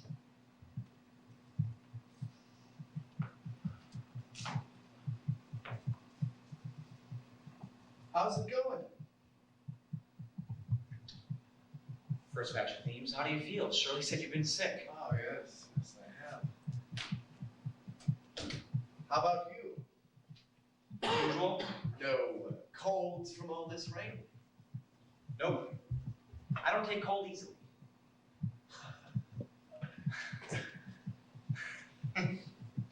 What'd you have, for God's sake? Mononucleosis or gonorrhea? Lord, why in the name of Christ did you fuck Rennie? Lord, Joe. Why'd you want to do it? What was your reason? Joe, I can't talk right now. Oh, yes, you can. You talk now, or I'll knock the crap out of you. I didn't want to do it, Joe. I don't know why. Oh, horse shit. Maybe you don't approve of what you did, but you obviously wanted to do it or you wouldn't have done it. Why'd you think you were doing it? I wasn't thinking, Joe. If I'd been thinking, I wouldn't have done it. Oh, do you think I got the idea? I didn't think, Joe. You are obtuse, Warner. That irritates me. Maybe obtuse, but not deliberately. I swear, I had no conscious motive at all. Don't you want to be held responsible?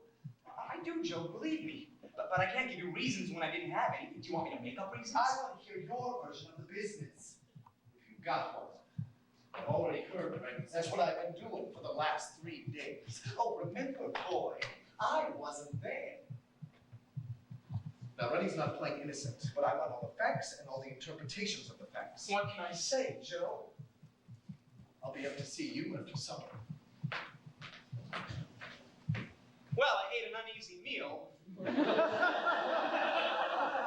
Nevertheless, I felt truly relieved now that it was out in the open.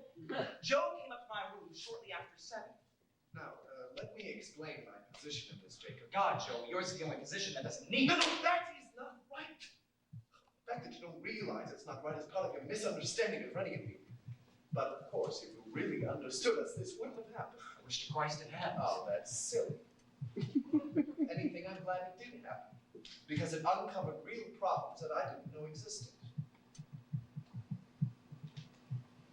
The most important thing in the world to me, Jake, one of my absolutes, I suppose, is the relationship between Rennie and me. Well, the fact that we didn't need each other in any of the ordinary, basic ways seemed to me to mean that we could be damn good for each other in all kinds of other ways. But I think you've heard all this. Now, I don't have any theories or feelings about sexual morality, but Rennie did, very strong. Well, the fact that she felt strongly about marital fidelity was enough to make it our way of operating, and there is our problem. According to my version of Rennie, what happened couldn't have happened. According to her version of herself, it couldn't have happened. And yet, it happened. Well, we not only have to accept the fact that she did what she did, but also the fact that she wanted to do it.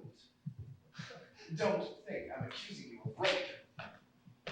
Now, accepting those facts makes it necessary to correct our version of Rennie. And right now, we cannot see how any version that allows for what happened would also allow for the kind of relationship that we thought we had.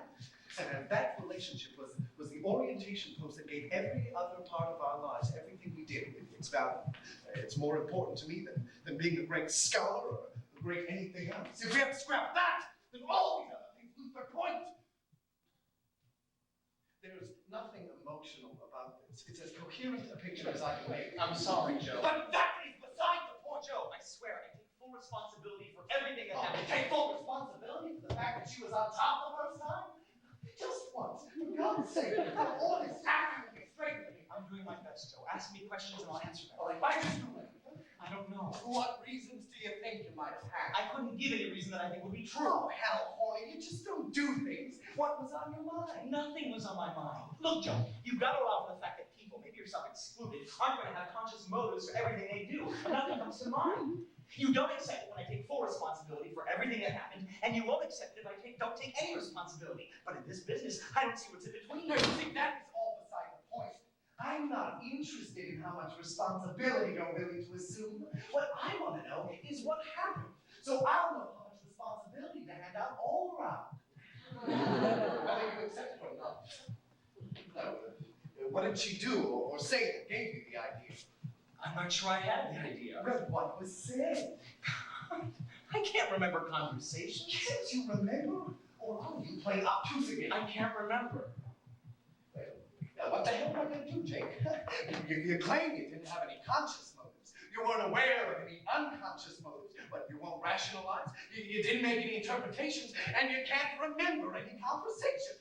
Have I got to agree with Rennie that you don't even exist? What else makes a man, a human being, accept these things? I don't think you'd have as much of a problem if you had more respect for the answer. I don't know. It can be an awfully honest answer, Joe. When somebody close to you injures you unaccountably and you say, why in the world did you do that? And they say, I don't know. It seems to me that answer can be worthy of respect. Well, that could never do, Jake. That answer simply doesn't come up in the Morgan cosmos.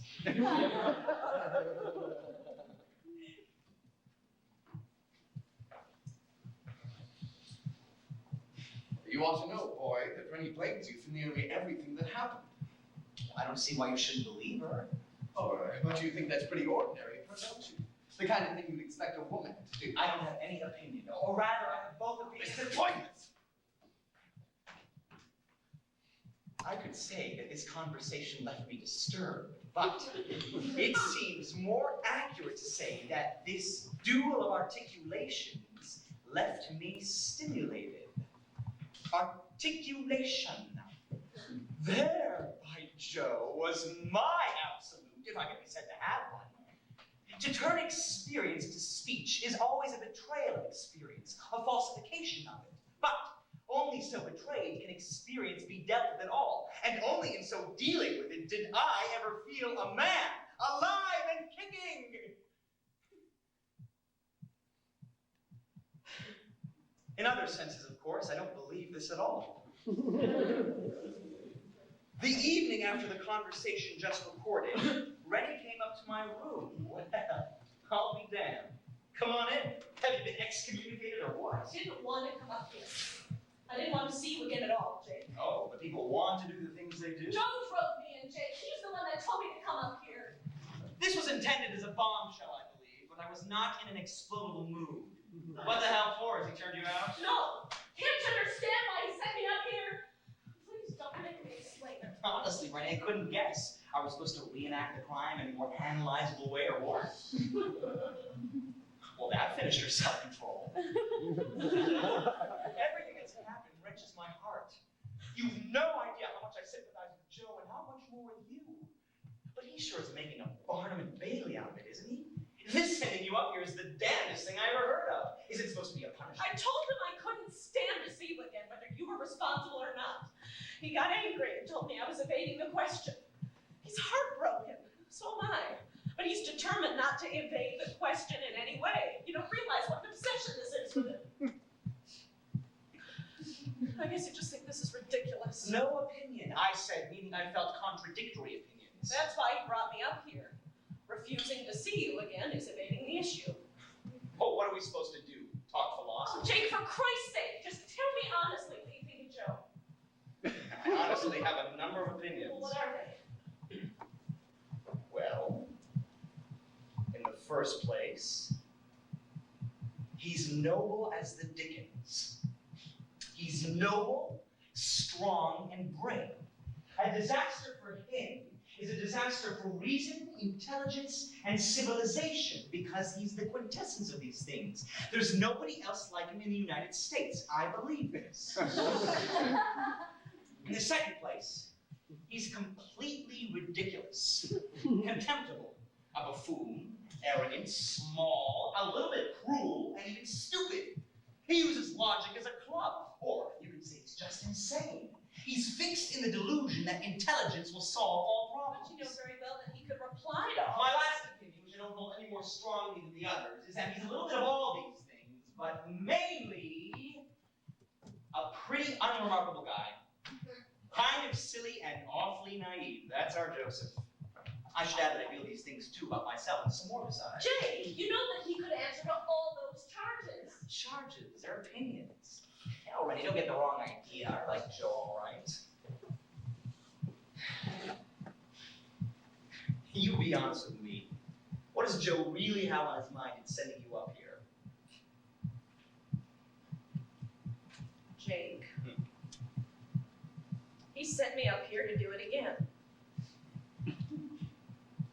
Well, now, you disagree with him about this. God, I hate the idea, Jake. No, it's the last thing in the world I could ever do again. Joe's insane.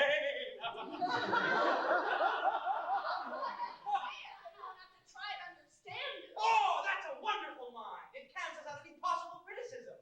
What time is he picking you up? You soon you drive me home afterwards. After we finish. Stop it, please. Well, you ready to go? Home, I mean. He's not going to examine you each time, is he? Oh, he couldn't tell anyhow. All you have to do is swear in your scout's honor that we did our duty. Give us a string of gory details. Tell him we made love 5 times and committed sodomy twice. He's asking for it. Can't lie to him. I can't ever do that again. Tell him to go to hell. No, you don't understand, Jake. You think I was letting him down completely. Oh, for Christ's sake, let's go to bed. Oh, how can you even think of it? I'm not taking a stand. I'm an issue evader from way back. I'll go along with you any way you want. I'm not going to make up your mind!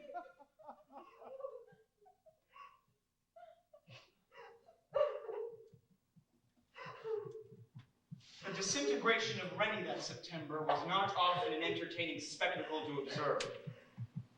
I could seldom enjoy contributing to the unhappiness of people who I'd come to know at all well. When at length I carried Rennie to the bed, I was able to do so only because, for better or worse, enough of my alertness was gone to permit me to dramatize the situation as part of a romantic contest between singles. Joe was the reason, or being. I was the unreason, or not being. And the two of us were fighting without quarter for possession of Rennie, like God and Satan. What drama was on her mind, I couldn't say. I took her home afterwards.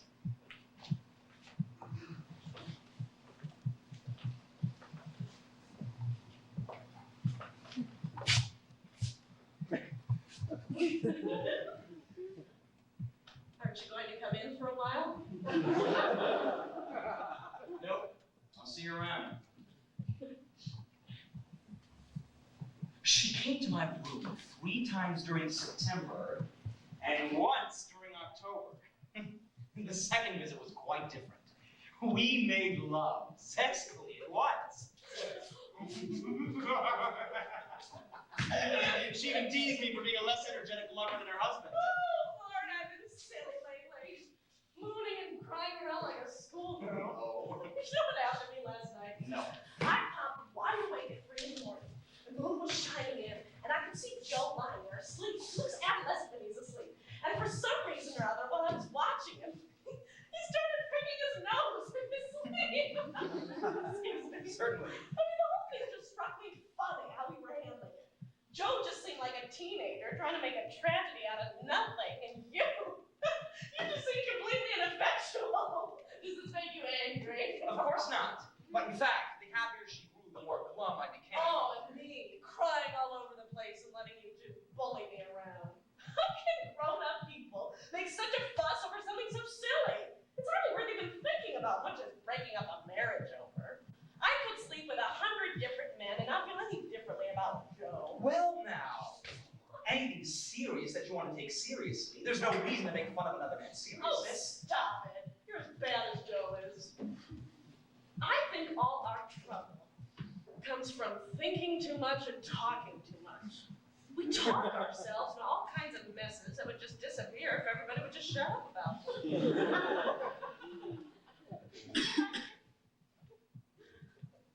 You claim you don't know how you could have begun this whole business, but I think you did it because you're bored. Is that so? You don't have any ambitions. You're not very busy or very handsome. You live up here by yourself. I think of you up here all day long, rocking in your rocking chair, day drinking, cooking up schemes, just because you're bored. The key to your whole character is that you're just bored. I'm not just anything. Well, I think you're just bored. And I don't care what you think about this mess. Or Joe, either. Not anymore. I have stopped taking it seriously. Good for you. Oh, that gets under your skin, though, doesn't it? It takes all the fun out of it when I stop being hurt. How down in the mouth you are. You look like you just messed your pants or something. This is how Joe looked this morning. You're pouting because your day is spoiled. Now cheer up and get drunk with me or else take me home. Hmm? You realize, of course, that I don't believe a word of this. Oh! It's brave, but it's not convincing. So you don't dare believe it. I don't dare to, and you couldn't if your life depended on it. I don't care. I don't give a damn. You don't really know anything about Joe and me, not a damn thing. Last time I told you to tell him to go to hell. Oh, maybe I should tell you both to go to hell.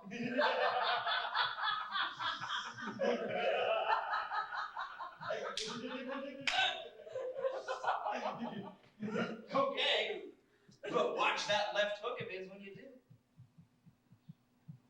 This remark canceled the effects of at least 3 glasses of muscatel. I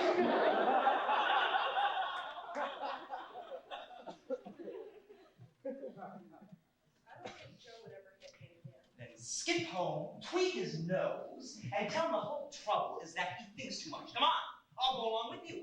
If you're right, we'll shake hands all around and our troubles will be over. I hate you. You won't even let me try to be halfway happy for a minute, will you? Oh, you feel great, don't you? Happy human perversity! I'm genuinely sorry, Rennie. You're genuinely cheerful. And the 3rd visit was nothing at all like the 2nd. Joe and I have done a Marcel Proust on this thing. I don't understand any of it better than I ever did. It tears me up even when I don't see anything to be torn up about. I still despise you, I think. Clear through. Oh, as far as I can see. I'll bet I know one point of view you and Joe didn't try, Rennie. We tried them all. Not this one. I felt like the end of an Ellery Queen novel. What you felt all along and couldn't admit to yourself is that you love me. That's not right. It could be. I'm not being vain. At least I'm not just being vain. It's not what I meant. I but it's not right that I've never admitted it to myself. Well, I'll be damned. That's one of the things that destroys me. I might have been in love with you, I despise you, I think you don't exist. I don't know which is true. I suppose they're all true. Maybe Joe's the one who doesn't exist. Oh, no. I don't know. Oh, Jake, I can't make love to you tonight. All right. I'll take you home.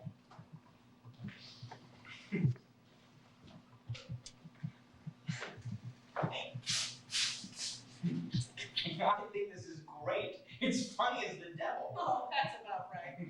For Christ's sake, just try to remember one thing anyhow. If I love you at all, I don't just love you. I honestly and truly hate your goddamn guts. I'll remember. Night. Rennie loved me then, and hated me as well.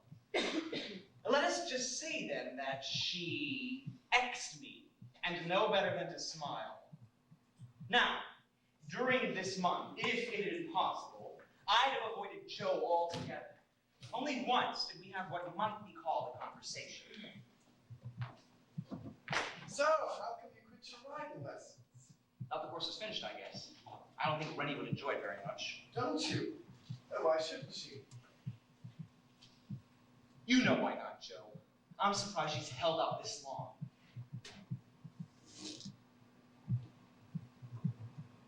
Oh.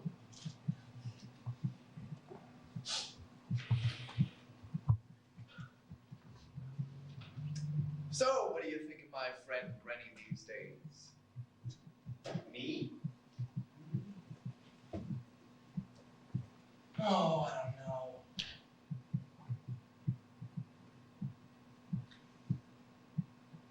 As a matter of fact, I might be in love with her. Is that right? I wouldn't be surprised. Well, that's great.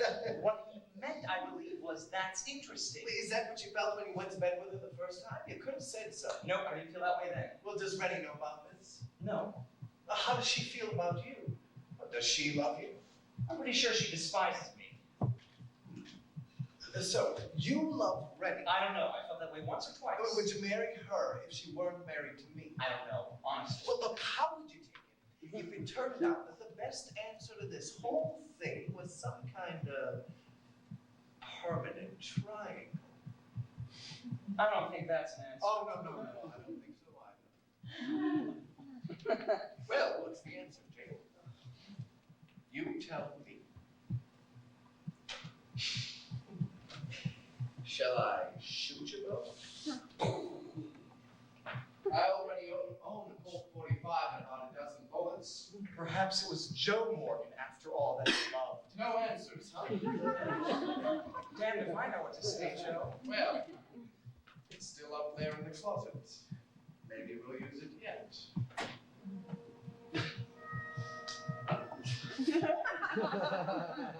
The Colt 45 used as a sidearm by the United States military is a big, heavy, murderous-looking pistol.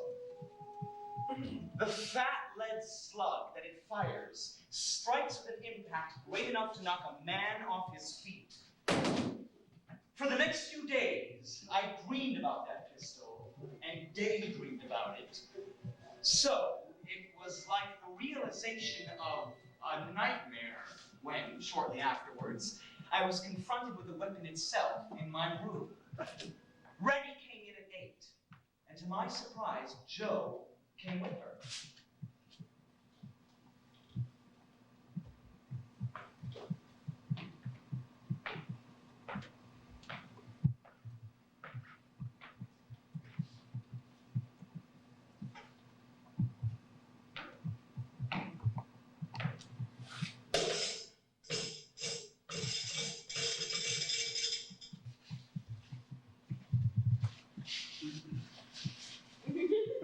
Well, there she is, Jacob.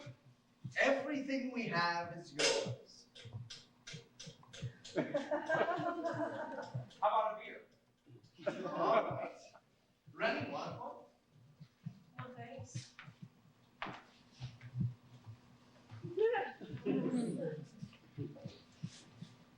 Well, what's up? Rennie's pregnant. Congratulations.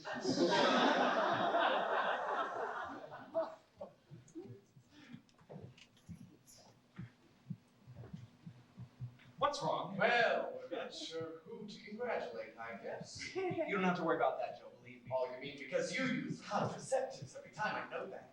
I even know how many times you had to use them and what brand you used. What the hell's the trouble The then? trouble is that I use them every time too. The same brand, as a matter of fact.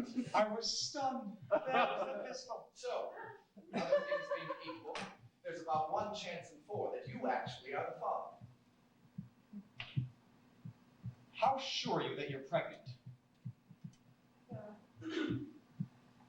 I'm pretty late, and I've been vomiting a lot. There's not much doubt. Boy, that complicates things, doesn't it? Oh, well. How do you say it complicates things? Well, I guess that depends on how you all feel. What do you suggest? Don't say that now. It's not all my baby. What do you suggest? Well, you know I pay for the obstetrician and the hospital and the kid's support if you decide to keep it, and help all I can with an adoption. But you can't vomit for Rennie or split up the labor pains with her. No, I can't do that. Well, you say you're willing to take on the expense, but that doesn't mean a thing if you don't. I'd be a lot happier if you take on your share of the responsibility. How? I'm willing. Then for Christ's sake, take a position and stick to it so we'll know who we're dealing with. Throw it! What the hell do you think I should do? You tell Rennie what you want her to do and what you want me to do, and we'll take it the same thing. Let me work on this problem, for God's sake. I don't have opinions, Joe. If I told us to pull this trigger, would you have any opinions about that? Go ahead and pull it. Horse shit. You never have to face up to anything then. I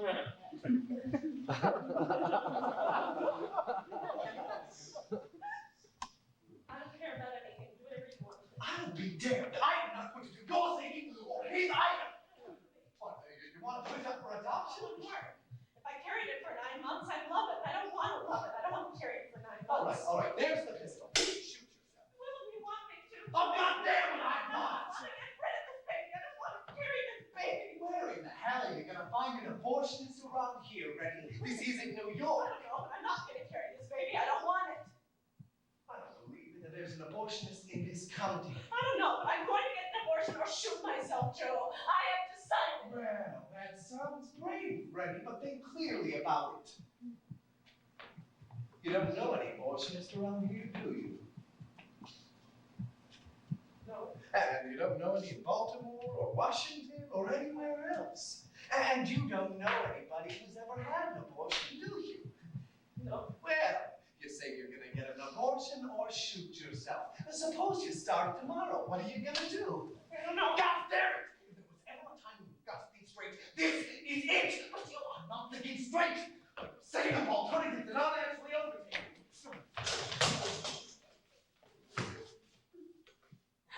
You people are insane! Explain why. The hell I will! You want to blow her damn head off? Since you stopped there, you must have some other opinion. Or is it just that you'd rather we go home and do our shooting? For Christ's sake, Joe, do you love your wife or not? You're begging the question. Do you love her? Is that why you stopped her? I don't love anybody right now. I think you're both insane. Stop saying things you can't explain. Would you rather force her to have a baby she doesn't want? I don't give a damn what you all do, but I'm gonna hold on to this pistol. You are talking nonsense. You refuse to think. You say you don't give a damn what Rennie does, but you take away her ability to choose. Damn it, Joe, if I can jump, she'd be dead right now. Would you be satisfied with that? We are not playing games, Jake. You forget everything except this problem. Everything else obscures and confuses it. Stop looking at me as if I'm a monster.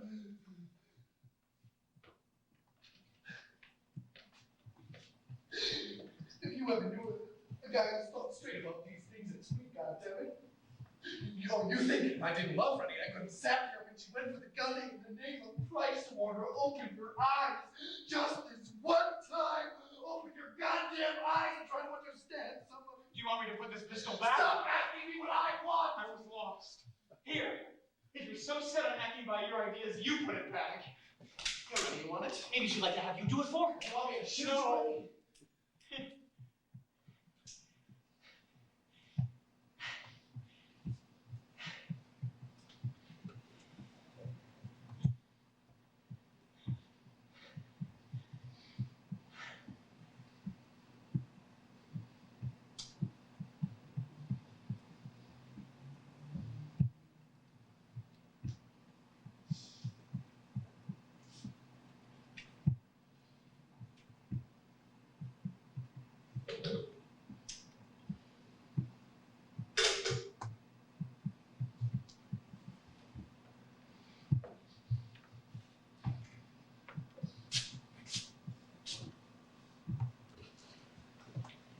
So, Jake, you've decided we'll have the baby.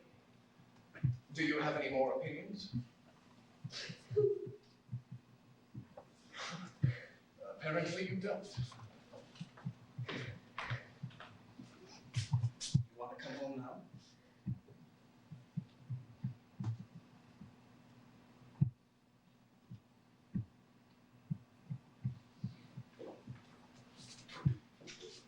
Look, Joe, if Rennie could find an abortionist, what would you say? What do you mean? I mean, how would you feel about the idea of Rennie going through an abortion? I don't like it. If it was a really competent abortion done in a good hospital, it wouldn't matter, but it couldn't possibly be that. Rennie's in perfect health, and the only abortion she would get, even in the city, would be a half-assed job by some half-assed doctor who could mess her up for the rest of her life. I'll see if I can find somebody to do it. And if I can find somebody decent, I'll pay for it. Horse shit.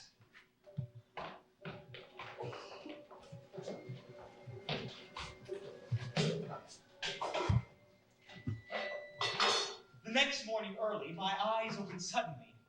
I had a terrible feeling Rennie was dead. Telephone ringing, telephone ringing. Telephone ringing, telephone ringing. Hello? I'm sorry if I woke you up, Rennie. God, I was afraid you'd shot yourself already. No. Listen, promise me to wait a while, will you? Why? Because I love you. This, I fear, was not true, but not false either. So does Joe. Yes, all right, he loves you so much that he's willing to let you shoot yourself. And I love you. Hello, Rennie.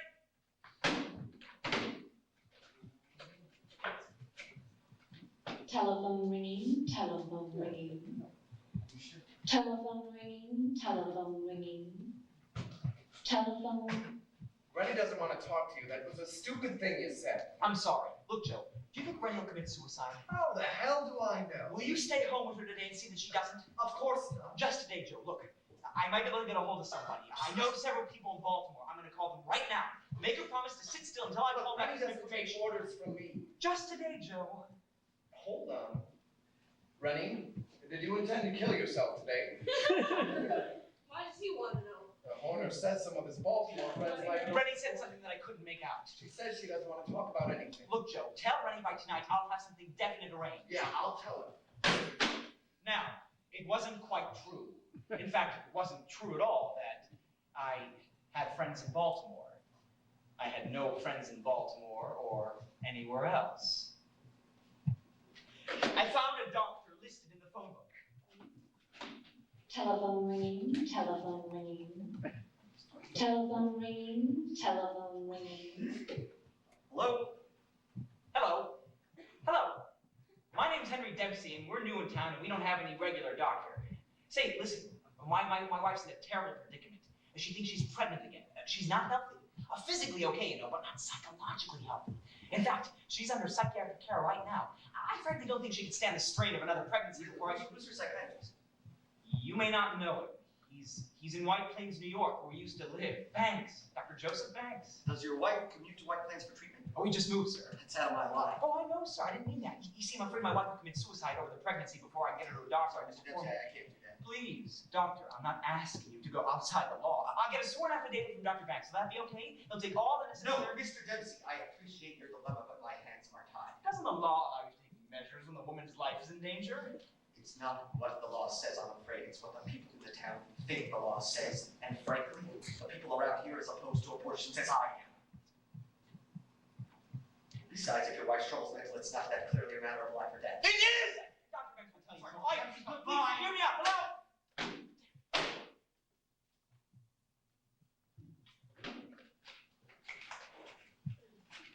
Telephone ringing, telephone ringing. Telephone ringing, telephone. Hello? Jake Corner, Peggy. I have to see about something important. Well, I don't want to see you. This is something awfully serious, Peggy, believe me. Yes, it has been about a month, hasn't it? Listen, I'm trying to help somebody. Oh, well, you're a real humanitarian. Peggy! I realize there's no reason why you should do me any favors. That's right. All I want you to do is let me talk to you for a few minutes. Jake, if this is another line, I'll kill you. It's no line. When can I see you? God, Jake. This is straight. I drove over to her place immediately. I don't even like to have you in here. What is it? The wife of one of the guys guys at school is pregnant, Peggy, and she's going to kill herself if she can't get an abortion. What a monster you are! And you come to me for help? You don't understand yet. They're both good friends of mine, and they don't know where to get the abortion. Oh, am I supposed to know? Why doesn't she have the kid if she's married? She's got to already, frankly. There's some question about who's the father. Shit. Are you the one? That's right, Peggy. It was the stupidest thing I ever did in my life, and now she's gonna shoot herself. All I can do now is try and clean up as much of the mess as I can. Oh, when did you start cleaning up your messes? I can't find a way to help her tonight until it's too late. She won't kill herself, Jake. If women killed themselves out of remorse, I would have been dead at least since July. She will be. She'll be dead right now, but it stopped her Oh, before. what do you care? I said I'm trying to clean up my messes. No, you mean this mess. No, I mean all my messes. Who is she? Rennie Morgan. Her husband teaches history You at think college. I've had abortions before? Well, I guess you'd assume that, though, wouldn't you? I hope maybe you know somebody. Well, suppose I did know somebody. Well, I'll do absolutely anything to get your help. Oh, you must love her a lot. If I do, I don't know it. Do you know what abortion is, Peggy? Yes, I do. I had to find one myself 2 years ago. Who was it? I haven't decided that I'm going to help you yet, Jake. His price is $200. What's yours? Name it. Why? Once you've had the operation, you leave me. Do you want me to marry you, Peggy? You probably would. And then which would you do afterwards, Jake? Leave me flat or torture me for the rest of my life? Neither one of those sounds like a good way to clean up messes. You don't love me. I don't love anybody, but I'd marry you today if we could get the license on Sunday.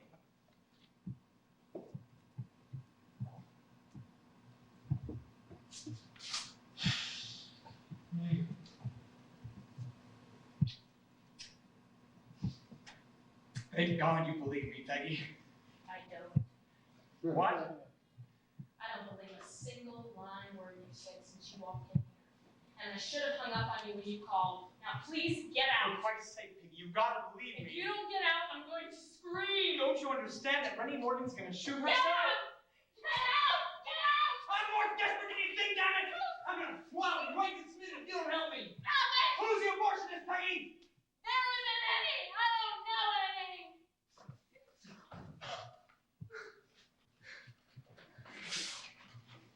I was out of straws to clutch at.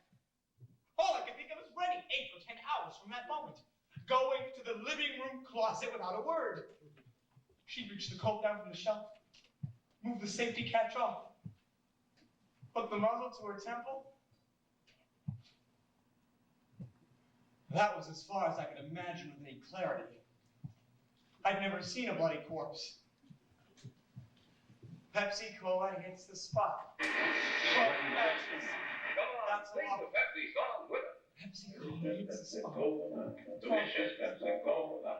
Delicious Pepsi Cola. Delicious Pepsi Cola. And we're coming up to news time at 3 o'clock on a beautiful Sunday afternoon. This is WEOR in Salisbury, Maryland, the voice of Wacomico County and the Eastern Shore. Where's the doctor? I have to see him right away. You're upset? Sit down. I had a touch of my trouble this afternoon. Immobility that you have been applying your therapy. No, I confess I haven't. I've been awfully busy lately. Well, if that's the case, I don't understand why you're immobilized. I've been trying to straighten out some problems that have come up. Then I'm afraid I need to know the problem since it began after you developed your therapy. I told him the brief story of my affair and its consequences. It was enormously refreshing to articulate it all. There's no question about Rennie's resolve. She'll commit suicide tonight if I can't tell her something definite. Is this your idea of a tranquil existence? I told you to avoid complications. Did you think my therapies for you were just silly games? Were you just playing along with me to amuse yourself? I don't know, sir. Of course you do. For a long time, you thought of me as some kind of charlatan or quack or worse, and I've allowed you to go on thinking so as long as you did what I told you, because that kind of attitude can be therapeutic itself. Yes, sir. Do you realize you wouldn't be here right now if you kept up with your treatments? Frankly, doctor, I've been more concerned about the Morgans lately than about myself. And you see what's happened. I didn't tell you to make friends, and it does all like a cop. Doctor, excuse me. She's going to shoot herself. Mental therapy would have kept you out of any involvement. Even the village role would have been all right had you been an out-and-out villain. Your case was the most interesting I've treated for years involving one room. Can't you see Oh, that? be quiet! Her suicide would be entirely anti-therapeutic. Even disastrous for one thing. The husband might shoot you and you might shoot yourself if you relapse so badly. Completely 5 stages, destroyed 2 years of my work with this silly affair. God, I don't know what to do. Want to stop being innocent. You came out here to ask me to abort the fetus, not to talk about your immobility. Will you do it? I'll pay you anything you want. Suppose I wanted to charge $7,000.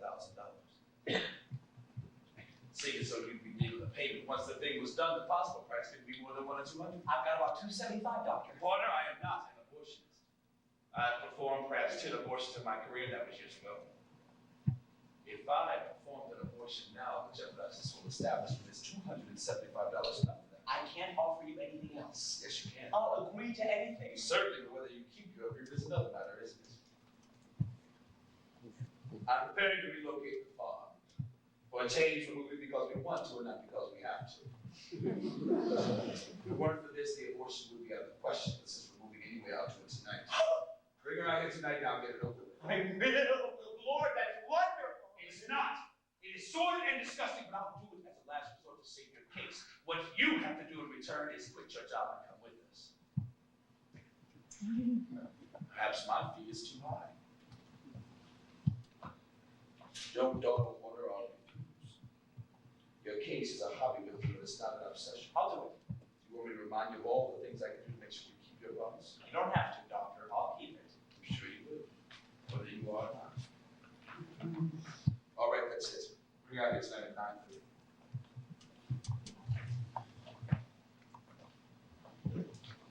The doctor told me about moving. Looks like I'll be going along with you. For a while, anyhow. Okay. Wednesday morning, Greyhound Terminal, be there at 8:30 sharp. The bus leaves at 8:45. I will. Although I had no intention of keeping my pledge to the doctor, I was ready to leave Wacomico and the Morgans.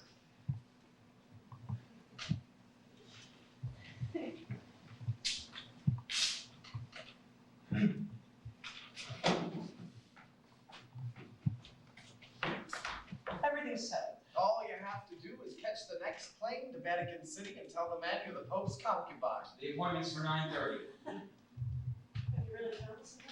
Yes. He's a retired specialist who runs a convalescent home out near Vineland. What's his name? He wants to stay anonymous, but he's a good doctor. I've known him for several years. In fact, I took his teaching job at his suggestion. I've never heard of a convalescent home out that way. He's a Negro doctor with an all-white clientele. Not many people know about him. Is he safe? Doesn't matter. They were eating a late dinner by candlelight. Hot dogs and sauerkraut. It was as though I'd spoiled something. Well, big occasion. How long does this take? I don't know, Joe. I'm ready.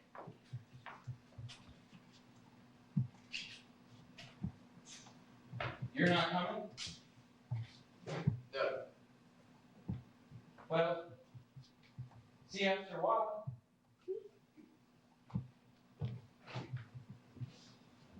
The thing I was sharply conscious of was her loneliness. Lonely animals. Into no cause, resolve, or philosophy can we cram so much of ourselves that there is no part of us left over to wonder and be lonely.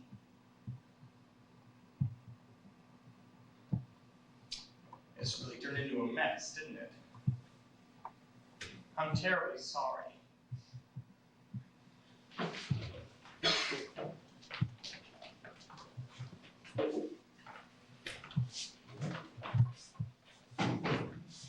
do you do, Mr. Morgan?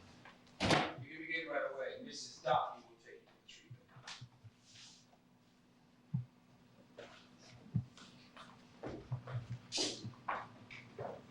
Come along. I want you to watch this for your own good. No, I'll wait out here. If you want the abortion done, then you come along and watch it. I went, most unwillingly. Freddie was already on the examination table with a sheet up to her neck. Well, let's see if you're pregnant first. When his fingers touched her, she jumped involuntarily and started sobbing. Oh, now stop that. You've had children before. How old do you think the fetus is? You may as well get to work. Hand me a dilator and curette, please. The surgical instruments clinked in the sterilizer. Oh, lie down and be quiet. You'll wake everybody up. I began to be sick as soon as the doctor accepted the bright curette. regret. That's the strap. She should have done that before. Now then, hold her right leg. Horner, you hold the other one. I'm sorry, Rennie. Hold those legs. She's cutting herself to pieces. Horner, shut her up. Rennie! I think she no longer recognizes me. Okay, now cure itself. Let go of the leg and shut her up. Rennie kicked wildly with her free leg. I saw blood on the sheet, blood on her thighs, blood on the doctor's glove. She's already hemorrhaging. Hold her still a minute. I'll get an anesthetic. Jeez, I'm scared. She's hurting me. I don't like being scared, but I can't help it. Are you sure it's too late to quit, doctor? No use to now. I'd be finished by this time. She'll cut out her foolishness. He was spitting a rubber hose into 2 tanks of gas. Do you want to go home, Rennie? Yes, well, I'm finished. I want to hold still, but I can't. We'll take care of that. The way you were jumping around, it could have very well punctured your uterus. Now relax. Mrs. Docky, with some relish, held the mask down over Rennie's nose and mouth. Breathe deeply. Rennie inhaled deeply 2, 3, 5 times. Check the pulse. But as she reached for Rennie's wrist, Rennie vomited explosively into the mask. Bronchoscope! Her face was blue. Take the stuff off, quick, Horner! Another gurgling explosion came from Rennie's chest. Bronchoscope! The vomit was all over her face. Get oxygen ready! Her eyes opened, the pupils rolled senselessly. Horner, check the pulse! I don't feel any. No?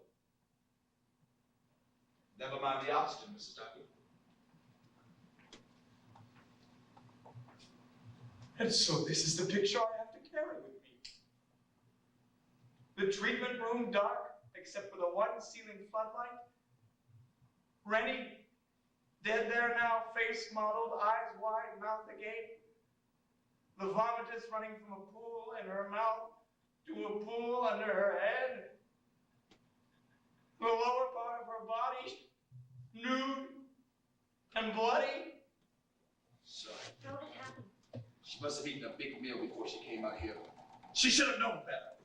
What a mess this is. I was stunned, past weeping. Straighten up, Horner. This won't do. It'll pass.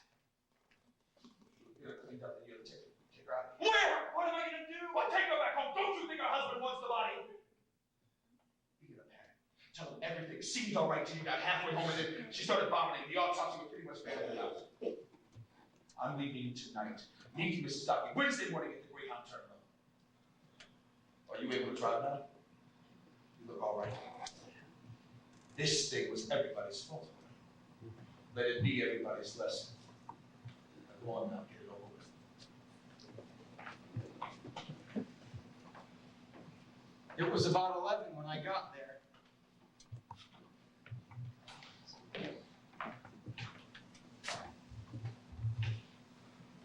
She's dead, Joe.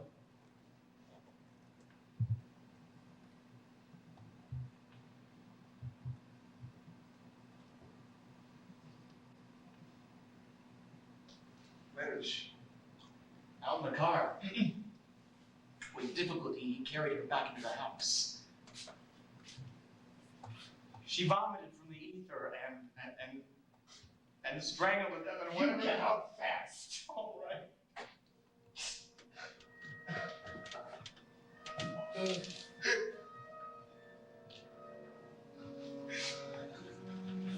sat up for the rest of the night waiting to hear from either Joe or the police. But no one called. I craved responsibility. I wanted terribly to call the hospital, to call the police, to call Joe. But there was no reason to call anymore. So, on Monday and Tuesday, I taught my classes as usual. At the moment when Rennie was lowered into the earth, I believe I was explaining semicolons to my students. But later, Tuesday afternoon, Dr. Schott accosted me.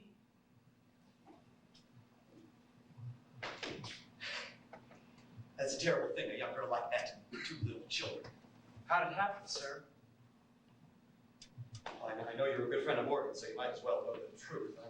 I'm sure it'll go no further. Of course not. It seems that Mrs. Morgan really died from the effects of an illegal abortion someplace out in the country near here. No. I'm afraid so. That's a terrible shame. Yes, it is. But here's the unfortunate part. I decided that I can't in good conscience keep Morgan on the staff. It's a bad thing in itself, and it would be worse course, if some of the students found out, you know, it's a small college in a little town like Chicago. The poor bastard. Yes, it's a pity. You will say anything, will you? I won't tell a soul. Lord, the raggedness of it, the incompleteness. My muscles screamed to act, but my limbs were bound like Laocoons by the serpent's knowledge and imagination, which, grown great in the fullness of time, no longer tempt, but annihilate. Sometime during the night, the telephone rang. Jake, Yes, Joe. are you up to date on everything? Yes, I think so. Well, what are your plans? Anything special? I don't know, Joe. I guess not. I might leave town. Oh, yes. Why? I don't know. How about you, Joe? What do you do now? Well, what's on your mind, Jake? What do you think about things? God, Joe, I don't know where to start or what to do. What? I said I don't know what to do. Oh.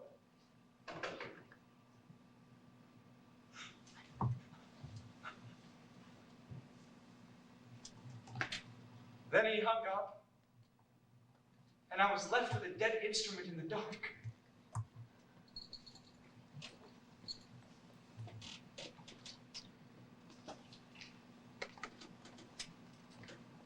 The next morning, I dressed, shaved, packed my bags, and called a taxi. I was without weather. A few minutes later, I went out, leaving the bust of Laocoon on the mantelpiece. My car, too, since I saw no further use for it, I left at the curb and climbed into the taxi. Terminal?